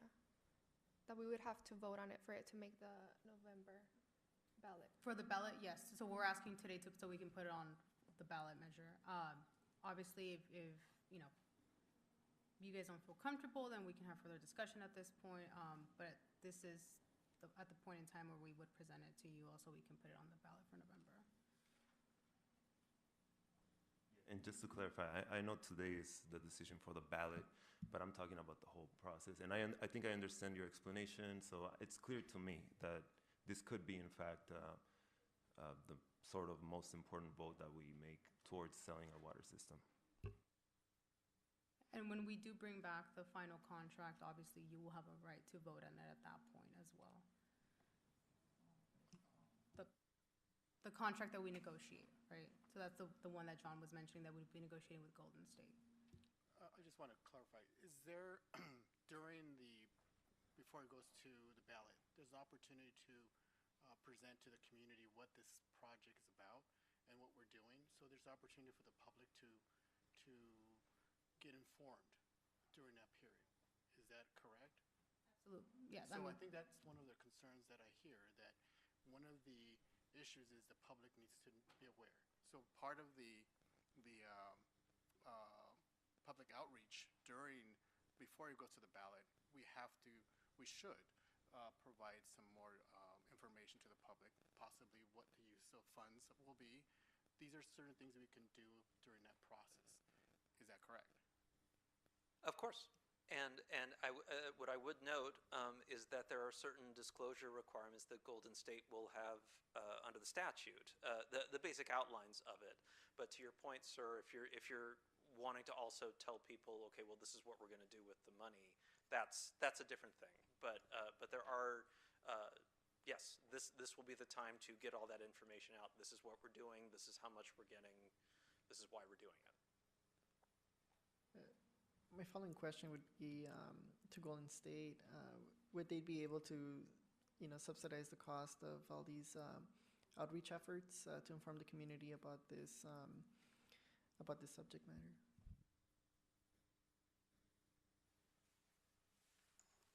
I think if the council were to move forward, we definitely would be partners in this. Again, a lot of your constituents and people who live in your community are our customers as well. So definitely we can assist. Thank you so much. Thank you. Mayor, if I may. Yes, please. I had a quick question, and this is kind of on the wheelhouse of Councilman Barcena's point. And just to clarify, so if this item were to be passed and then it's put on the ballot, the question that is being asked, or I think this is maybe the area that Councilman Barcena was aiming at, was we are asking the voters to allow us to sell the water system, but it doesn't mean that it would then be forced to be sold to Golden State Water.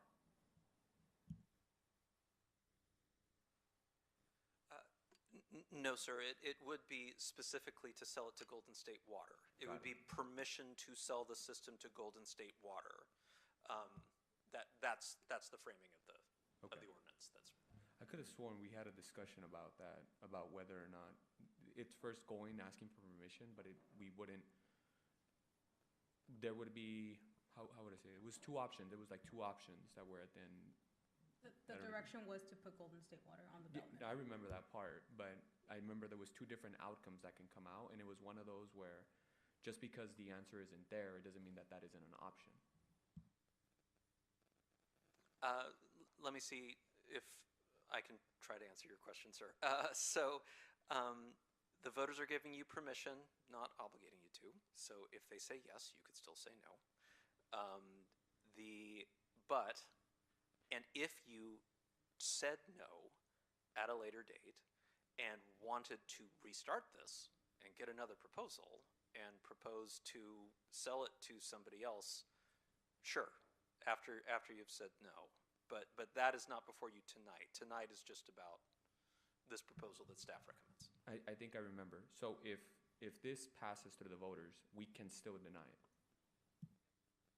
Got it. Up until the agreement That's point. right. Exactly. I'm sorry. We're trying to be super careful about the lawyerly stuff here, but there is absolutely a point. Like once voters have said yes and you have negotiated a contract that the council approves, then your hands are tied. At what point is that? At what point does that contract come to us to have final say? Because if the election's in November 5th or November, whenever that is, election results don't get certified to December 10th, depending on what the outcome is. Some of us, he might be here, some of us might not even choose to run. At what point does the new council, right, with the exception, I think, of his council, Mayor Pro Tem Guillen and myself, that we will be here, when does that decision have to be made? Yeah, that's a moving target. You can, and that in itself is subject to part of the negotiations. The voter approval won't occur until, like the certification of the voter approval won't occur until December, right? And then it goes to the CPUC. It's as far as like when you have passed that point of no return, that is subject to negotiation between you and Golden State. Right? If you want to leave it super open until the CPUC has finally weighed in, then you incorporate that into everything, you can do that. Or you can do it earlier and say this, you could do it tomorrow and say like, we're okay with this if the voters approve it and the CPUC doesn't materially change it. And between those two extremes, it is a matter of negotiation. Sounds good. Thank you. I can speak to my experience having gone through with another agency. That election was in November 2016, and the purchase and sale agreement went to the council in November of 2017 after negotiations. Again, it's going to depend on the negotiations, but that's just an example from my previous experience. Councilmember Barson, I just want to clarify to make sure that your question was answered. That there is opportunity to back off from the deal up until the point of the agreement. And that agreement will come to council at some point. We just don't know when, obviously, because there are a lot of different intervals, but it won't be any sooner than December at a minimum because of the election. And then the negotiations will commence at that point. And also there's a CPUC target as well that we have no control over. But I just want to make sure that if that clarified. Thank you, because I was understanding something a little bit different, but the CPUC, if everything goes as expected, will still have a chance to vote on this contract, correct? And we can say no, and that's totally fine, right? I just want to clarify that because that's not what I understood from the previous explanation, but yeah. Yeah, and again, sir, I apologize if I'm talking around too much. Right, no, so, and once you can still back out until you have a final approved contract with Golden State Water, which is not what you're doing tonight. Tonight is about moving the ball rolling toward obtaining that final contract that you then approve, as Stephanie mentioned, no earlier than December, as Bernie mentioned, possibly next year sometime. Thank you. And as part of the negotiation, part of it, like John mentioned, could be that there will be no contract executed until CPUC blesses the negotiation. So that could be part of the negotiation discussions that we have with Golden State.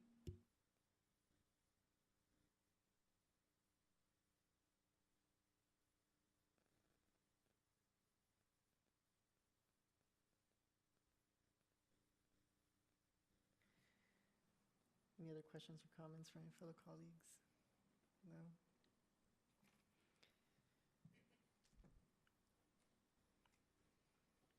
In that case, is there a motion?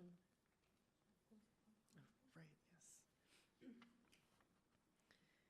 All right, if there's no other question or comment on behalf of any council member, I will now close the public hearing at 8:02 p.m.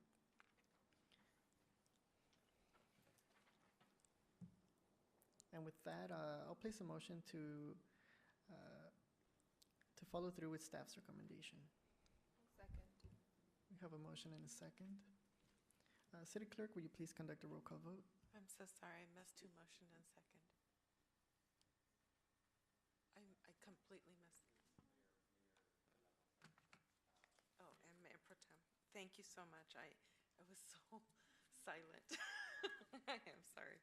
Okay, members of the council and successor agency, Barcena. No. Councilmember Chavez. Nay. Councilwoman Sanchez. Yes. Mayor Pro Tem Guillen. And Mayor de la Rosa. Yes. Okay, motion passes 3-2. Thank you so much. We'll now move to public participation for items not listed on the agenda. Public participation is now open. City Clerk, would you please announce the instructions for public participation? Yes, thank you. Members of the public will now have an opportunity to speak on items not listed on the agenda. Please state your name for the record. Each speaker is limited to 3 minutes, subject to an overall 30-minute period. Callers wishing to speak may do so at this time by dialing *9 from your phone, and when instructed, dial *6 to unmute yourself. Individuals joining us through Zoom may request to speak by using the raise hand feature and select the unmute or microphone icon when instructed. We didn't receive any public comment cards, and we didn't receive any written communication, but we do have someone raising their hand virtually. Zoom ID Mario, if you would please continue with your comment. You have 3 minutes. Yeah, I'm still knocked out by that last item. Jesus Christ. The thing I want to hit on, what the hell is I going to hit on? Oh, yeah. So finally, Southgate City Hall brought back Zoom. So we're going to have our first Zoom meeting tomorrow. Ours is on the 2nd and 4th Tuesday of the month. So I'm excited about that. And so that's finally going to happen. And then a story I want to share with you, because I watch a Downey City Council meeting on YouTube. They're not going to be using Zoom. They're going to, well, yeah, Ms. Gomez, I didn't tell you what Downey's doing. Downey's going to use Touch Voice, an application I've never even heard of. I never heard of Touch Voice. They're using Touch Voice. I'll get into that with you tomorrow. But the thing that I want to say about Downey is they don't have like residential lights for large portions of their city, and they're going to spend the next 20 years. They're going to spend $500,000 a year to put streetlights in their city, and they're going to be using, I think was it Measure M or Measure R funds, one of those from Metro. They're going to use Metro funds. I'm not sure if it's Measure M or Measure R, one of those, and they're going to use $500,000 a year to pay to get residential streetlights in their city. And the reason why it's going to take 20 years is because they can't, they don't want to use general fund money, and they want to keep it all in budget. So that's why they're using this these metro funds, and they only have the cap is 500,000. So I just wanted to pitch that and bring that to your attention. If your city is in need of street lights, use these metro funds, Measure M or Measure R, one of those two. Just wanted to share that info with you. And was there anything else I wanted to hit on? Yeah, I'm just blown away by that last item. I've never seen that before. That's astounding. I'll end with that. Thank you. Thank you for your comment. And we have another virtual participant. Please select the microphone icon to unmute yourself, and you may proceed with your comment. Yes, members of the City Council, thank you for your time. By the way, it's once again Edwin Gonzalez. If I may, I would like to share some thoughts during this non-agenda public comment segment. I gave myself the time to contemplate your BG measure in these recent elections and the enormous challenge you face trying to avert an economic downturn in your community. The ripple effects from an economic contraction would definitely be felt throughout the entire city. The city is so crucial to the other nearby cities because of the jobs it provides, the services, the DMV, the casino. The residents are not wealthy. Most are low income with some moderate or even solid middle class neighborhoods. However, a lot of money and productivity flows through here. Precisely here in Bell Gardens or Commerce or Bell, Southern California, it's ports, commerce, stadiums, agriculture. There's an abundance of opportunities to build sustainable economies. So I want to instill optimism in this council. There has to be solutions to these fiscal problems. It won't be easy, but the solutions are within your grasp. Hopefully, your future projects move forward and not be held back by having to cut services, lay people off, or other forms of austerity. If you incur deficits, just keep in mind that the taxpayers have entrusted you to keep the finances in order. Ask yourself what makes Bell Gardens the dynamic and healthy community that makes people want to live here. Is it public work, which seemingly is a strong department in my observation? Is it the finance department?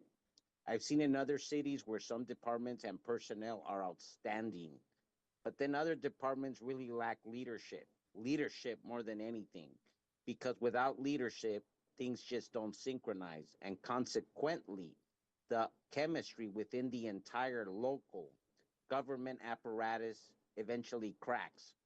Improving the quality of life for the residents of Bell Gardens requires that the leadership be dynamic and as lucid as the people who inhabit this city. And if the city can successfully sell its water system to the Golden State Water Company in the future, you will have money in the city coffers.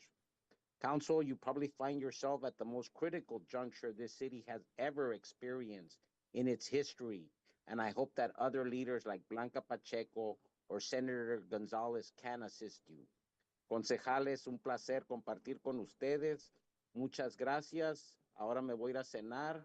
It's time to have dinner. Thank you so much and have a wonderful night. Thank you for your comment.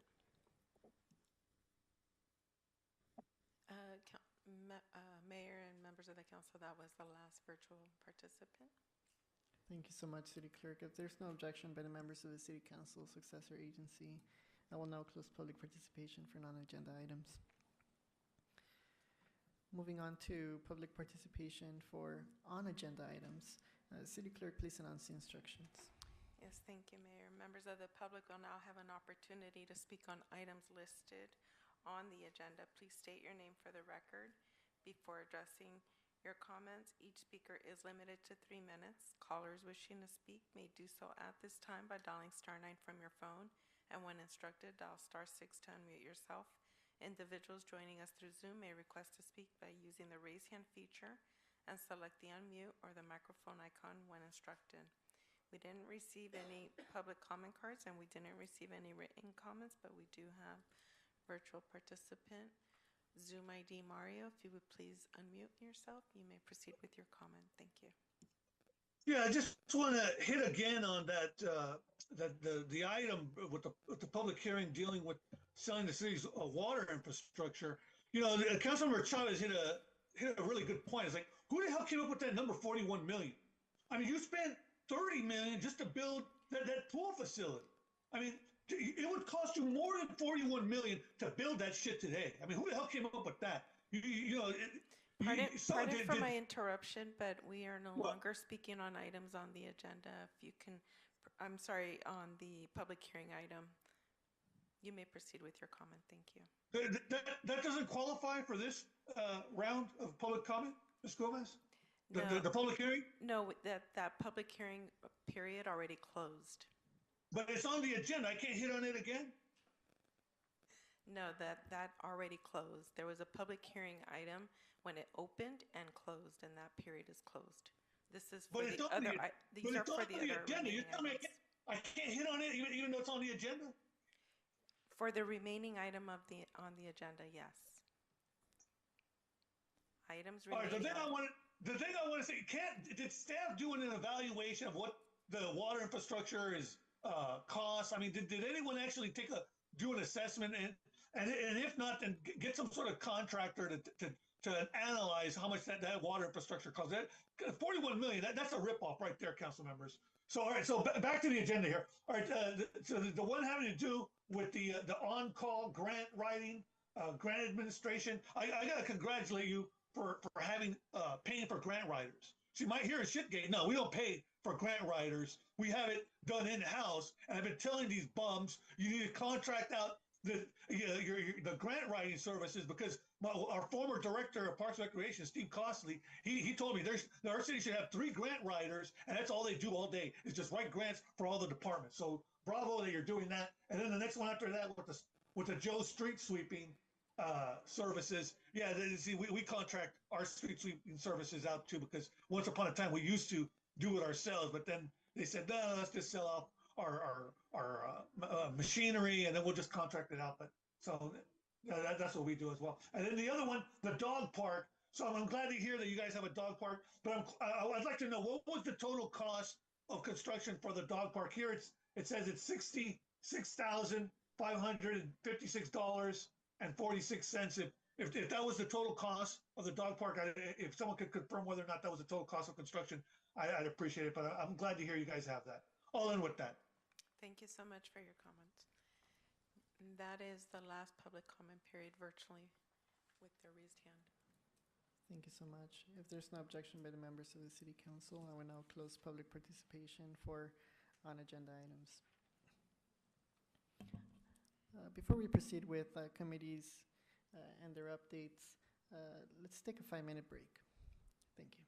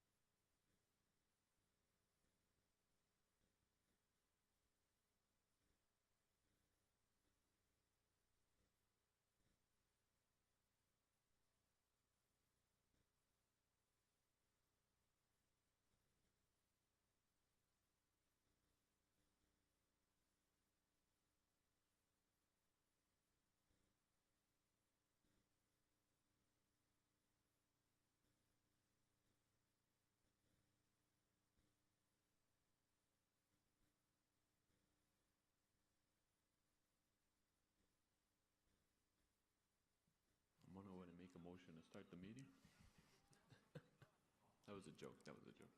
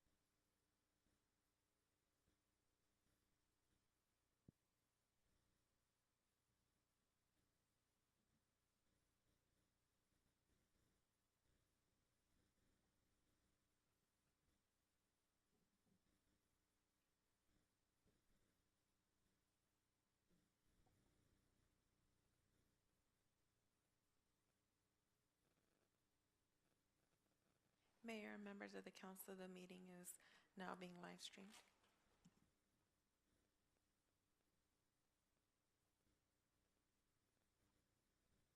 Thank you so much, City Clerk. We'll move over to committee updates. Does any member of the council have anything to report from their committees? Yes. So for the COG, if you're not aware of the event that we're having with Maywood, Bell, and Cudahy, it's the open street event happening June 20th from 9 to 2.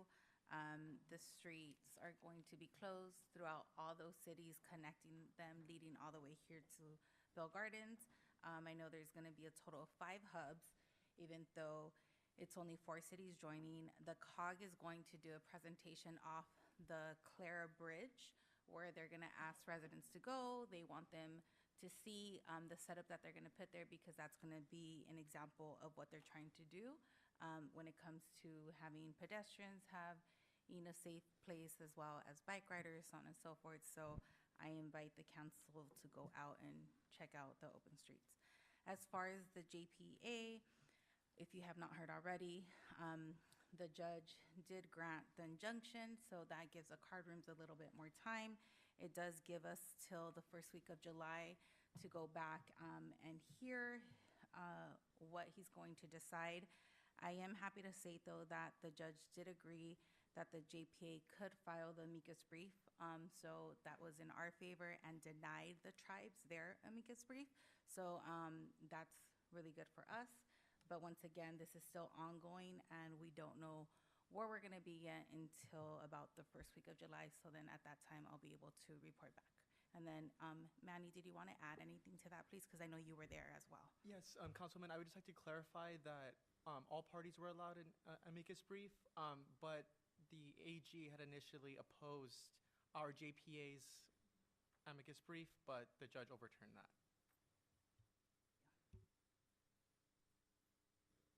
Thank you so much. Any other updates? Yeah, briefly, Mayor, if I may. Last month we had the ICSC, the Innovating Commercial Shopping Centers Conference out in Las Vegas. We attended, by we I mean myself, Mayor de la Rosa, along with our acting city manager, interim city manager Manny Acosta, and our community development director Alfonso. We went ahead and we attended the ICSC conference. We took forward a folder with a lot of different properties throughout the city that were either available to market or were going to be so in the foreseeable future, trying to gauge different industries to see if they were interested, particularly with the hotel industry. That was a big one that we spent a decent amount of time touching base with, considering that the city is the landlord for the Quality Inn where that space is. So just identifying, engagement with some of these folks. We've done follow-ups already. For us, it's about, doing that second or that third engagement with them, bringing them in person to see where exactly we could flesh things out. I mean, at this conference, you name it, there was all the big names from Dutch Bros, Raising Cane's, to Jersey Mike's, all the fast food companies that you could think of were there. And obviously one of our biggest landlord, if not the biggest landlord from the city, Prime Store was there. We met with our Prime Store. We talked about the development in one of the shopping centers. So, I mean, just again, conversations, right? These are shopping centers that our community heavily relies on. These are the places they go on a daily basis to go do their grocery shopping, to, go to local restaurants. Our local businesses are there too, right? Small mom and family businesses, like La Taqueria. So we always want to support them. So again, it was a great opportunity for conversations, and we're hoping that we can see some of this actually flourish into reality. But that's a report on behalf of the Housing and Community Development Committee. Thank you. Thank you so much, Councilmember Chavez. If there's no objection, we'll move over to item number 10, which is the City Manager Report. Will you please conduct your report? Thank you, Mayor de la Rosa.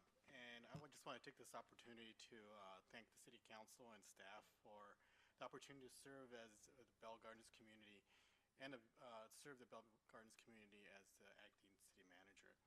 And I wanted to give you a little updates of what's coming up this June. June 11th, Summer Nights Concert.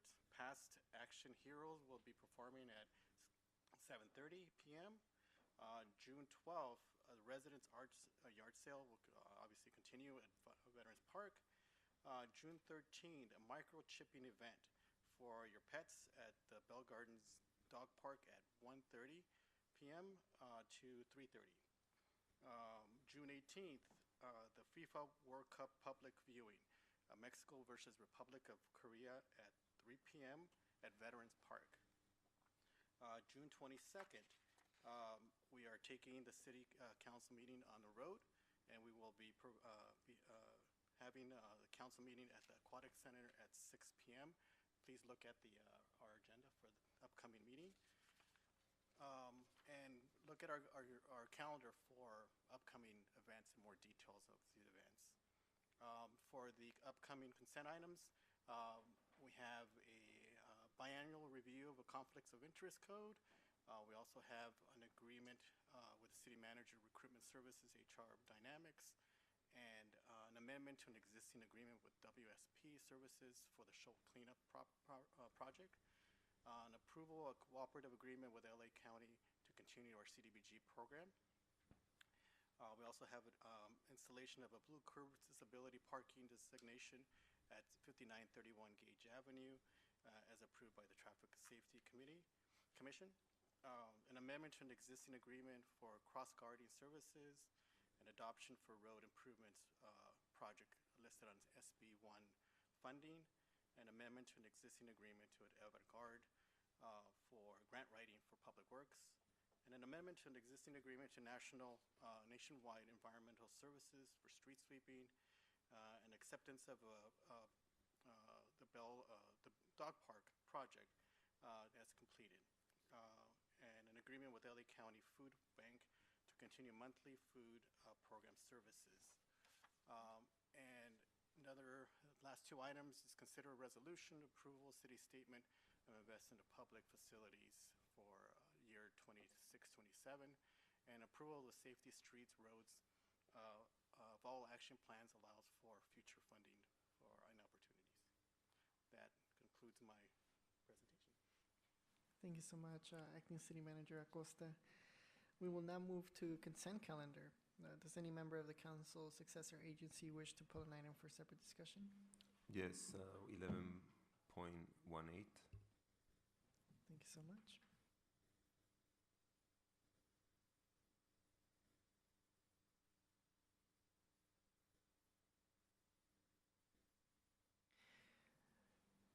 May I have a motion to approve items 11.1 through 11.18 with the exception of 11.18. 11.18. And in the interest of time, when I pull it, it's just to ask a question. We don't need to have the full report. It's not necessary. Of course. So, just for clarification, you're asking for a motion to approve items number 11.1 through 11.17. So move. 18. 18. 1-8, yeah. 1-8, yeah. Second. Sorry, I missed it again. So I saw that. I moved, and Councilmember Isabel. Wonderful. Thank you so much for that. Members of the council and successor agency, Barcena. Councilmember Chavez. Aye. Councilwoman Sanchez. Yes. Mayor Pro Tem Guillen. And Mayor de la Rosa. Yes. Thank you. Motion passes. Thank you.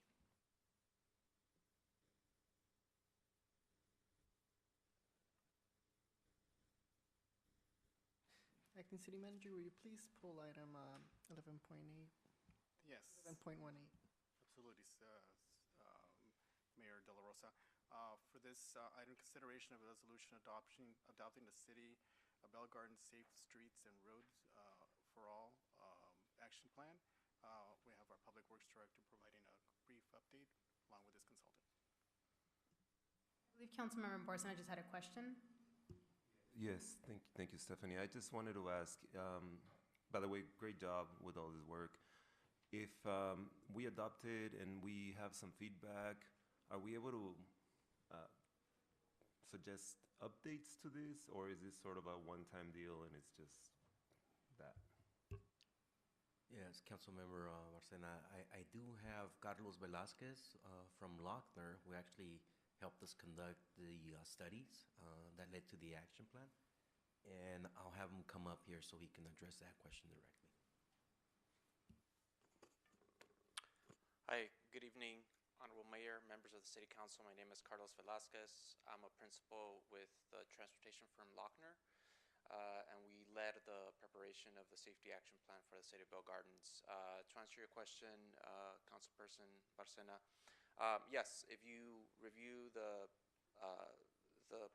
the plan, have any comments, we're happy to address that, answer any questions, or make any modifications. I believe, I'm not privy to the status of our contract yet in terms of what our timeline is. I believe it's still active. So, but yes, if you have any comments, you can relay them to the director and he can send them over to us. Okay, thank you. And that's all. I'll make a motion to approve. May I have a second? I'll second. City Clerk, would you please conduct a roll call vote? Thank you so much.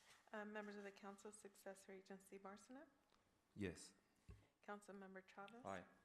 Councilwoman Sanchez, Yes. Mayor Pro Tem Guillen, Yes. and Mayor De La Rosa. Yes. Thank you, motion passes. Thank you, City Clerk. Moving on to discussion items. Acting City Manager, will you please announce discussion item number 12.1? This is local commission appointment list. Does any member of the City Council wish to make any changes to the local commission? And if not, we'll move on to the next item. City Manager, will you please announce discussion item number 12.2? Thank you, Mayor De La Rosa. Item 12.2, consideration of resolution calling for the November 3rd, 2026 general election, requesting consolidation services with Los Angeles County and adopt regulations for candidates' statements. City Clerk Daisy Gomez will be providing you a report. Thank you. So once this pulls up here.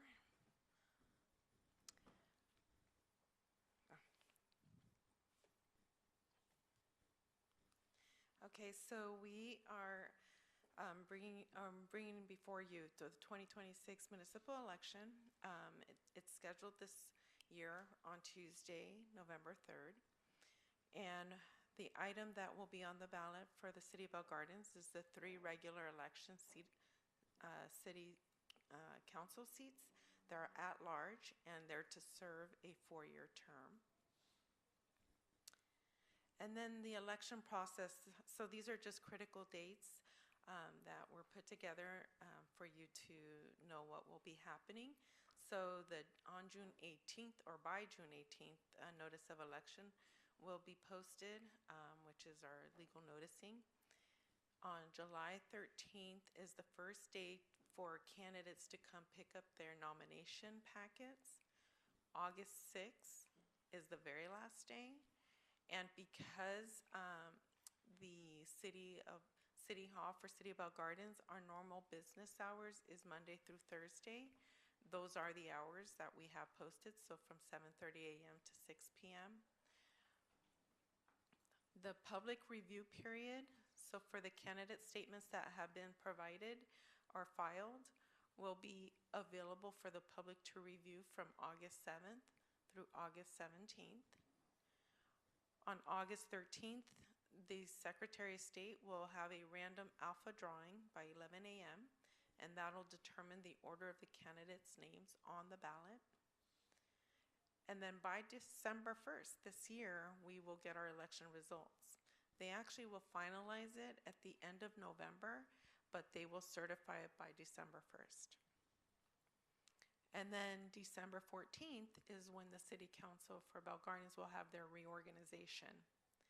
And that's when the new offices or incumbents will take their oath of office.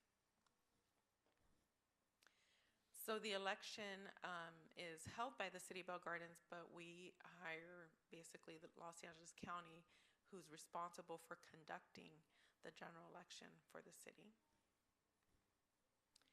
And then the candidate statements, so there's a 200-word limit, and they are going to have options. So it's just as we've done before the last election, which is printing on the voter information guide, posting it on the county's website, and the candidates could also decide to do none of the two, or either of them, or both. And for each one, there is a cost. And then, so tonight, the request is for council to call the election for the general municipal election, and to be held on November 3rd, 2026. A request to consolidate it with the Los Angeles County Board of Supervisors, and to adopt the regulations for candidate statements, including the optional online candidate statement. And I am here for any questions. Thank you so much, City Clerk. Any questions, comments from my fellow colleagues? And if not, may I have a motion? So moved. I'll second. For clarification, you're making a motion to approve staff's recommendation? That is correct. Yes. Thank you. Thank you so much. Okay, members of the council and successor agency, Barcena? Councilmember Chavez? Aye. Councilwoman Sanchez? Yes. And Mayor Pro Tem Guillen? Yes. And Mayor De La Rosa? Yes. Thank you, motion passes. City Manager, will you please announce the following discussion item? Thank you, Mayor De La Rosa. Last item is the consideration of a resolution adopting fiscal year July 1st to 2026 to June 30th, June 27th, 2027, operating capital improvement budget and comprehensive plan establishing again appropriation limits for fiscal year 2026, 2027. And our Director of Finance and Administrative Services, Manuel Carrillo, will be providing you a report on this. Thank you, Mr. City Manager. Honorable Mayor, members of the City Council, this evening we will be providing an overview of the proposed budget for the upcoming fiscal year 26-27. We are providing an overview of the projected general fund revenues and expenditures, as well as the projected all city funds figures. As you recall, we provided an initial preliminary report at the May 11th meeting. For the current fiscal year 25-26, we are projecting a deficit of $1.97 million at the end of the fiscal year. For fiscal year 26-27, we are projecting a deficit of $3.6 million.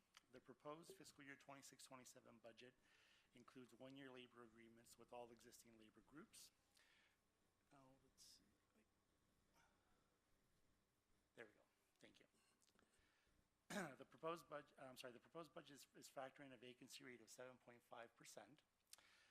We are expecting an increase of about $535,000 in JPI insurance coverage for the city. There have been some developments since our initial May 11th presentation. The 1/4 add-on sales tax measure BG voted on the June 2nd election is projected to pass, currently at 57% at the time of this report. And a preliminary injunction blocking the Attorney General's cardroom rules was granted 45 days, with the follow-up hearing scheduled for June 30th, later this month.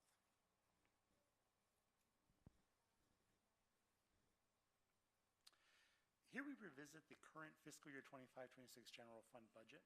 It was adopted at $50,060,167 for both revenue and expenditures. At mid-year, we projected increases to revenue as well as increases to expenditures, resulting in a deficit of $1.98 million.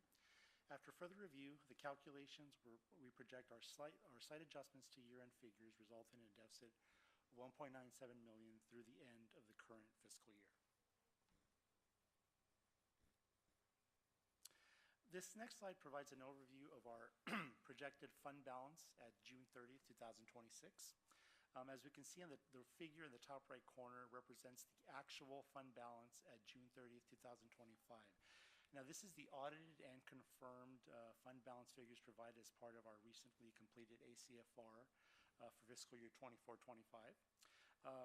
We then see the projected change in fund balance for fiscal year 25-26. Now, this is the projected deficit that we identified of 1.97 million. This results in a projected fund balance at June 30th, 2026 of 23,457,505. This amount represents two components, one which is funds assigned to leave accruals, general obligations, and contingencies. The other is referred to as non-spendable, which are water fund receivables or money that the water fund owes the general fund, as well as other calculated receivables. Once again, these figures are part of our audited financial statements. Here we have an overview of our projected general fund budget for fiscal year 26-27. We have revenues projected at 49,043,704 and expenditures projected at 52,717,773. This would result in a projected deficit of 3.6 million for the fiscal year.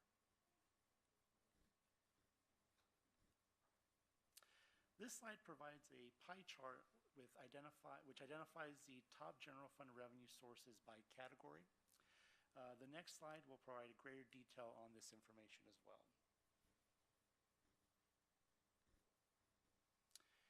Here we have an overview of the key components of general fund revenues. What we have here is a side-by-side comparison of the prior year's adopted figures for fiscal year 25-26 and what was projected for 26-27. The areas with expected reductions from the prior year are card club tax, which is projected to come in at about 1.5 lower than the prior year. Reductions in calculated Measure A add-on sales tax of approximately 77,000. This is based on HDL projections provided to the city. Other areas with expected reductions are operating transfers in, loan proceeds, and pull fees. Areas where we expect to see increases from the prior year are motor vehicle in lieu, sales and use tax, the projected 1/4% add-on sales tax, Measure BG, rental registry, and loan repayments or ROPS, and other areas with expected increases. The next slide provides a breakdown of the top general fund revenue sources by percentage. As we can see here, the top 10 revenue sources make up approximately 86.25% of the city's general fund revenue budget. This next graph provides a historical overview of the casino revenue over the last several years. The projected year-end casino revenue is 17,013,047 at June 30th of this year. For fiscal year 26-27, it is proposed to come in at 17,437,862 based on recent performances and projections moving forward.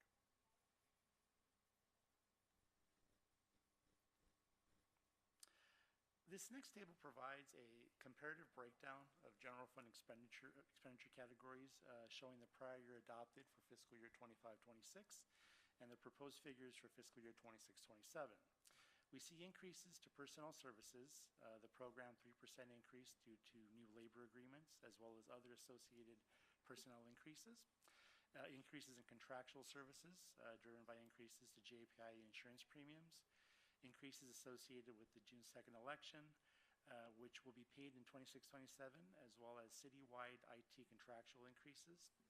We expect overall reductions in department supplies and capital outlays. We expect increases to debt services. This is due in part to the new energy efficiency project, which is expected to result in offsetting energy savings.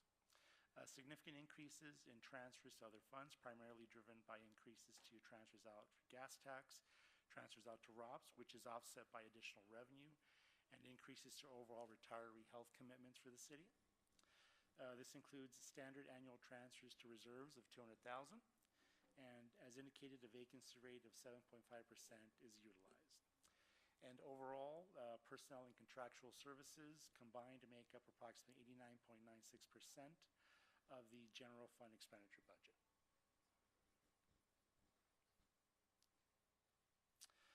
This next slide shows the details associated with the personnel expenditures.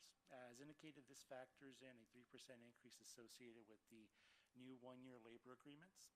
The overall figures include increases to multiple categories such as CalPERS retirement, health insurance, workers' compensation, and sick leave/vacation leave cash outs.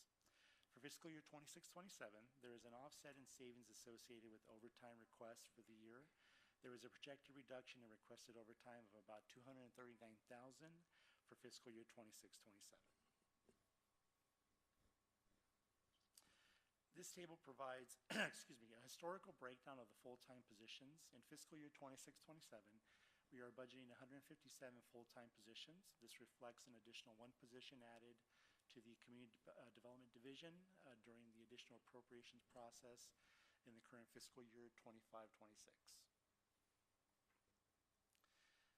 The next following slides will provide an overview and further detail on some of the key expense categories for 26-27. Here we have on this slide we get a bit more detail in terms of the contractual services for fiscal year 26-27. Contractual services are projected to come in at $14,453,869. Now this is an increase of about $342,000 from the prior year, and it consists of approximately 27.42% of the general fund expenditure budget. Now this increase is driven by a few factors, an increase of about $535,000 in JPI insurance premiums for fiscal year 26-27, increase of about $100,000 in expenses associated with elections in fiscal year 26-27, increase of about $200,000 in software licensing and IT expenses associated with citywide events and special project support. Now these increases are offset by overall reductions in contractual expenditures for police, public works, and recreation and community services. On this slide, we see a bit more detail in terms of the department supplies category. This consists of general supplies that each respective department needs to run operations and activities for the city. For fiscal year 26-27, department supplies are projected to be $1,229,180.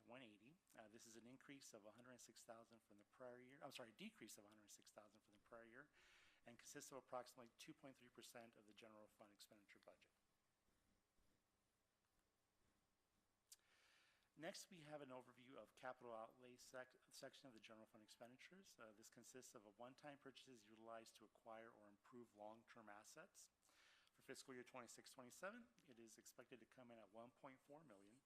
This is an overall decrease of about $997,000 from the prior year, and consists of approximately 2.73% of general fund expenditures. In this section, we see increases to police IT hardware and software, as well as PD vehicles. Overall, capital outlay is expected to decrease in fiscal year 26-27 due to combined reductions for community development, public works, recreation and community services, and IT services. On this next slide, we see further details regarding transfers out. These are general fund transfers out to other city funds. For fiscal year 26-27, it is projected to be $3.8 million, with an increase of about $1.9 million from the prior year, and it is approximately 7.25% of the general fund expenditure budget. This increase is a result of, as indicated, $536,000 increase in transfers to gas tax for the prior year, transfers to Ross of about $1 million. Now, this increase from the prior year is offset by additional revenue that's received, and an increase of approximately $393,000 in overall retiree health commitments and premiums. Here we have the debt service section. This consists of principal and interest payments for bonds and loans received by the city. This amount is approximately $1 million for fiscal year 26-27. These include payments related to the 2015 lease bonds, energy savings lease purchase agreements, and the newly adopted energy savings lease agreement, which is set to go into effect in fiscal year 26-27, which is expected to offset by energy savings as well. Now, at the bottom of this portion of this page, we see the total city debt calculations as of June 30th, 2025. Now, these are figures confirmed by our auditors as part of our ACFR preparation. They provide a snapshot of net pension liability, retiree health liability, as well as the value of other outstanding debts as of June 30th, 2025, and these are assessed annually as part of the auditing process.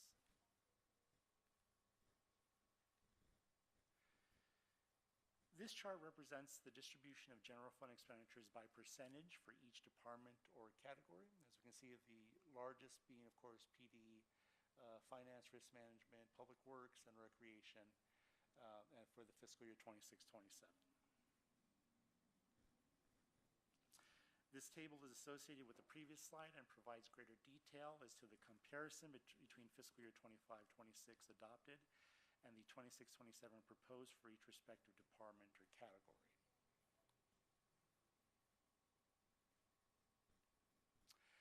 The next portion or next series of slides is a breakdown of our capital improvement projects for fiscal year 26-27, and it is essentially just a listing of the different projects that are going to be embarked on for the fiscal year 26-27.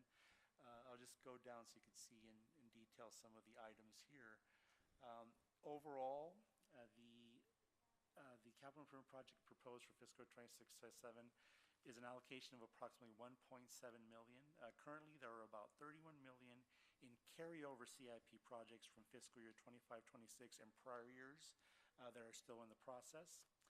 Now, in accordance with city purchasing policy, each project over $10,000 is brought to before council for approval.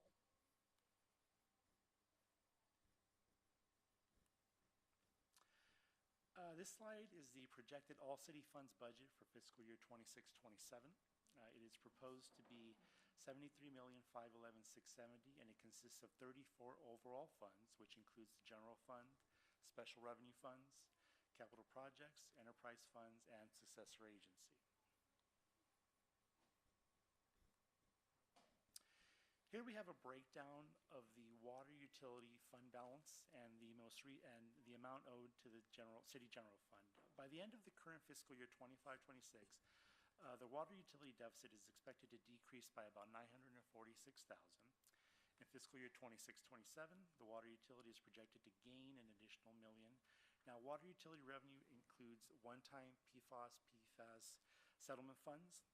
In previous years, the water utility has borrowed from the general fund to cover cash deficits. Now, by the end of fiscal year 26-27, the water utility fund is projected to owe the general fund approximately $3.7 million at the end of fiscal year 26-27.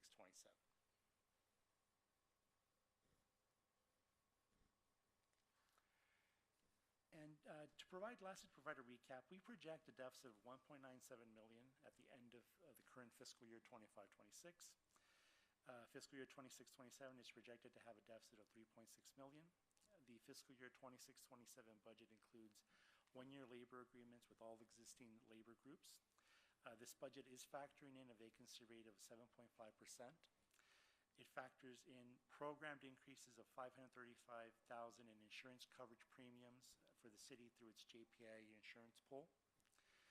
The 1/4% sales tax measure, GBG, is projected to pass. It's currently at 57% for yes as of the completion of this report. On May 21st, the preliminary injunction blocking AG card room rules was granted for 45 days. A new hearing is scheduled for later this month on June 30th. This budget adoption packet includes the adoption of the city's capital improvement budget, salary schedule, and gain limit appropriations for fiscal year 26-27. That does conclude my report. I'm available to answer any questions that council might have on the topic. Thank you so much, Mr. Carrillo. Any other questions, comments? Yes, thank you so much for putting together the budget. I know we've seen it several times. Couple questions. So if we end the year projecting about $3.67 million in deficit, how much of that would come from our reserves or our fund balance?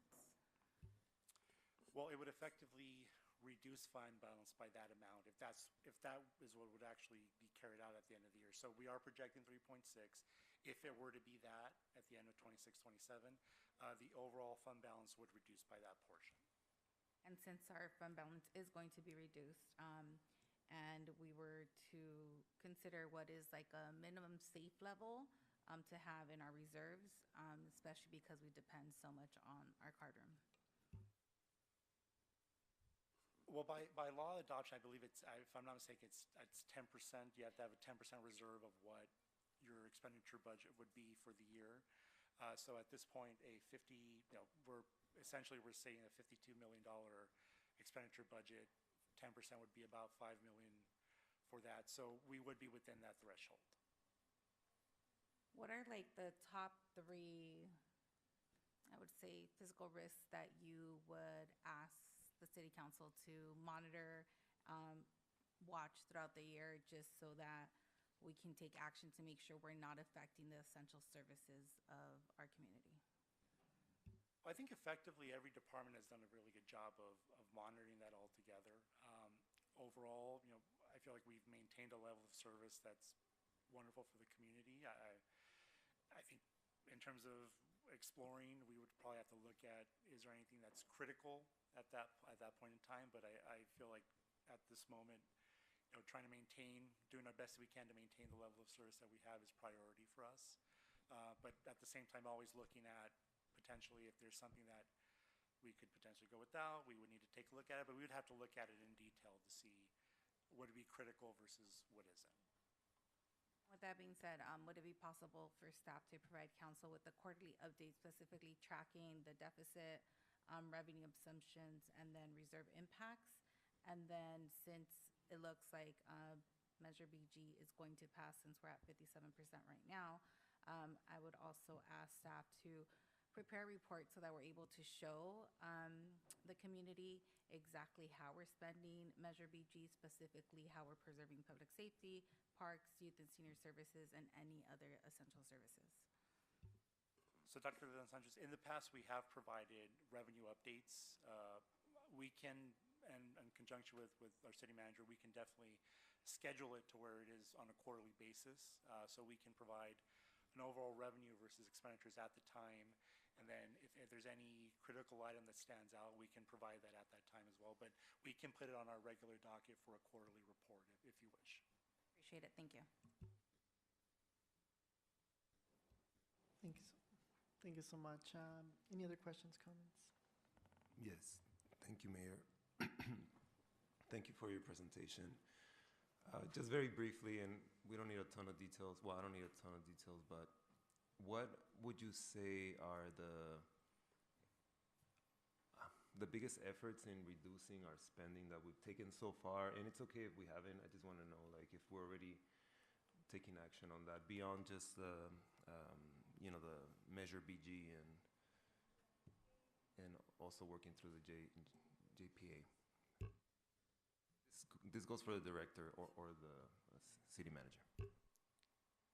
Would you like to? I'm sorry. Well, I think, like I mentioned to Dr. Francilone, I think overall departments have taken a very proactive approach in terms of trying to reduce their expenditures overall. We understand there is a critical need across the city. We want to make sure that we provide a base level of service for the community.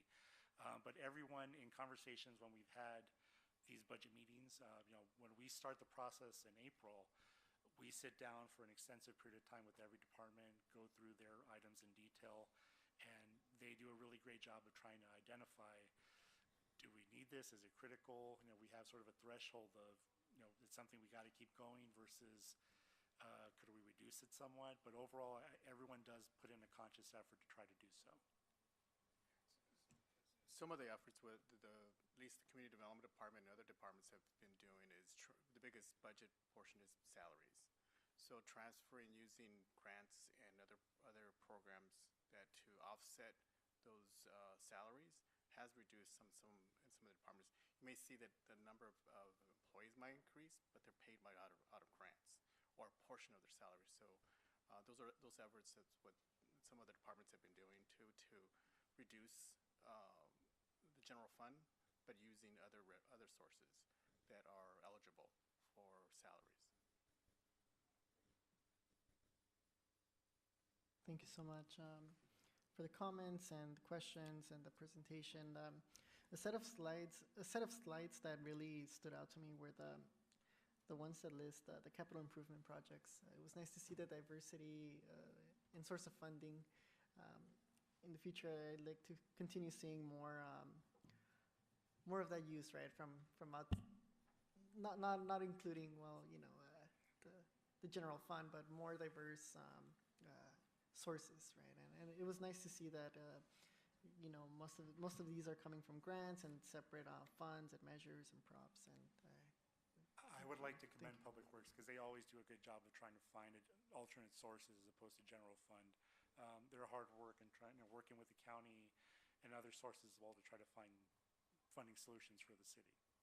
thank you so much, and so that was great to see, and I hope we do carry forward, this momentum there for the sake of our general fund. Any other questions or comments regarding my fellow colleagues? No questions for me. Some comments. Wonderful. If that's the case, may I have a motion to approve staff's recommendation? Move. We have a motion and a second. City Clerk, would you please conduct a roll call vote? Yes, thank you, Mayor. Members of the Council and Successor Agency, Barcena? Yes. Councilmember Chavez? Aye. Councilwoman Sanchez? Yes. Mayor Pro Tem Guillen? Yes. And Mayor De La Rosa? Yes. Thank you, motion passes.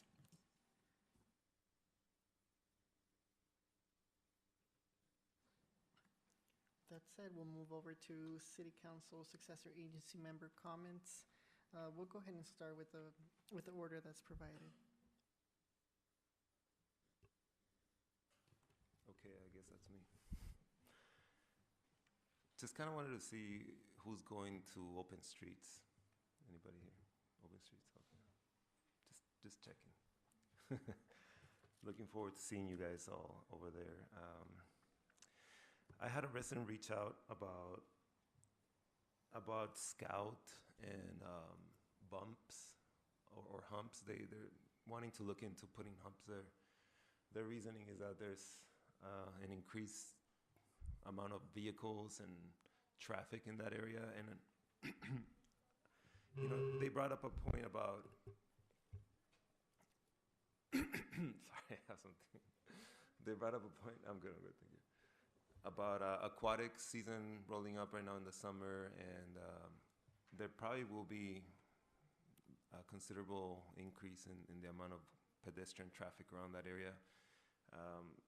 Just wanted to ask, is there any way that we can look into that without going through the usual process, right, which involves getting signatures from the neighbors and all that good stuff? And you guys don't have to provide an answer now, but maybe if you want to circle back with me, or if you need time to look into it, that'd be fine. Just want to bring it up. Thank you. And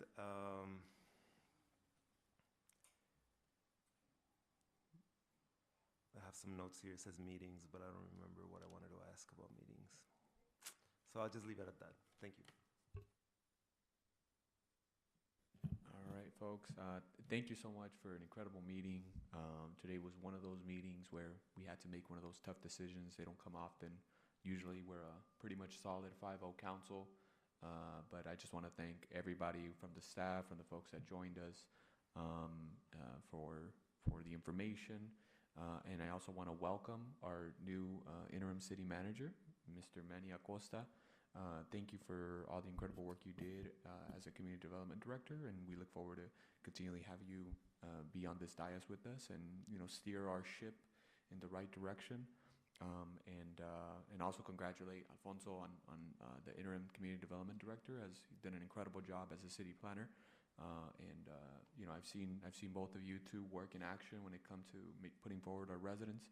So again, I just want to congratulate you both, and again, thank you for the incredible work that each of you does. Thank you. First and foremost, thank you to the entire staff and to my colleagues. As we all witnessed today, we may agree to disagree, and that's okay. We're still on the same team, Team Bell Gardens, and we want what's best for our community, whatever that looked like to each of us, okay? I also agree with Councilmember Barcena on Scout. I know this is not the first time that this has been brought up, but I think the summer, since it's so busy, especially this past weekend, if you notice, the park was jam-packed. We had multiple things happening there. We had a swim meet.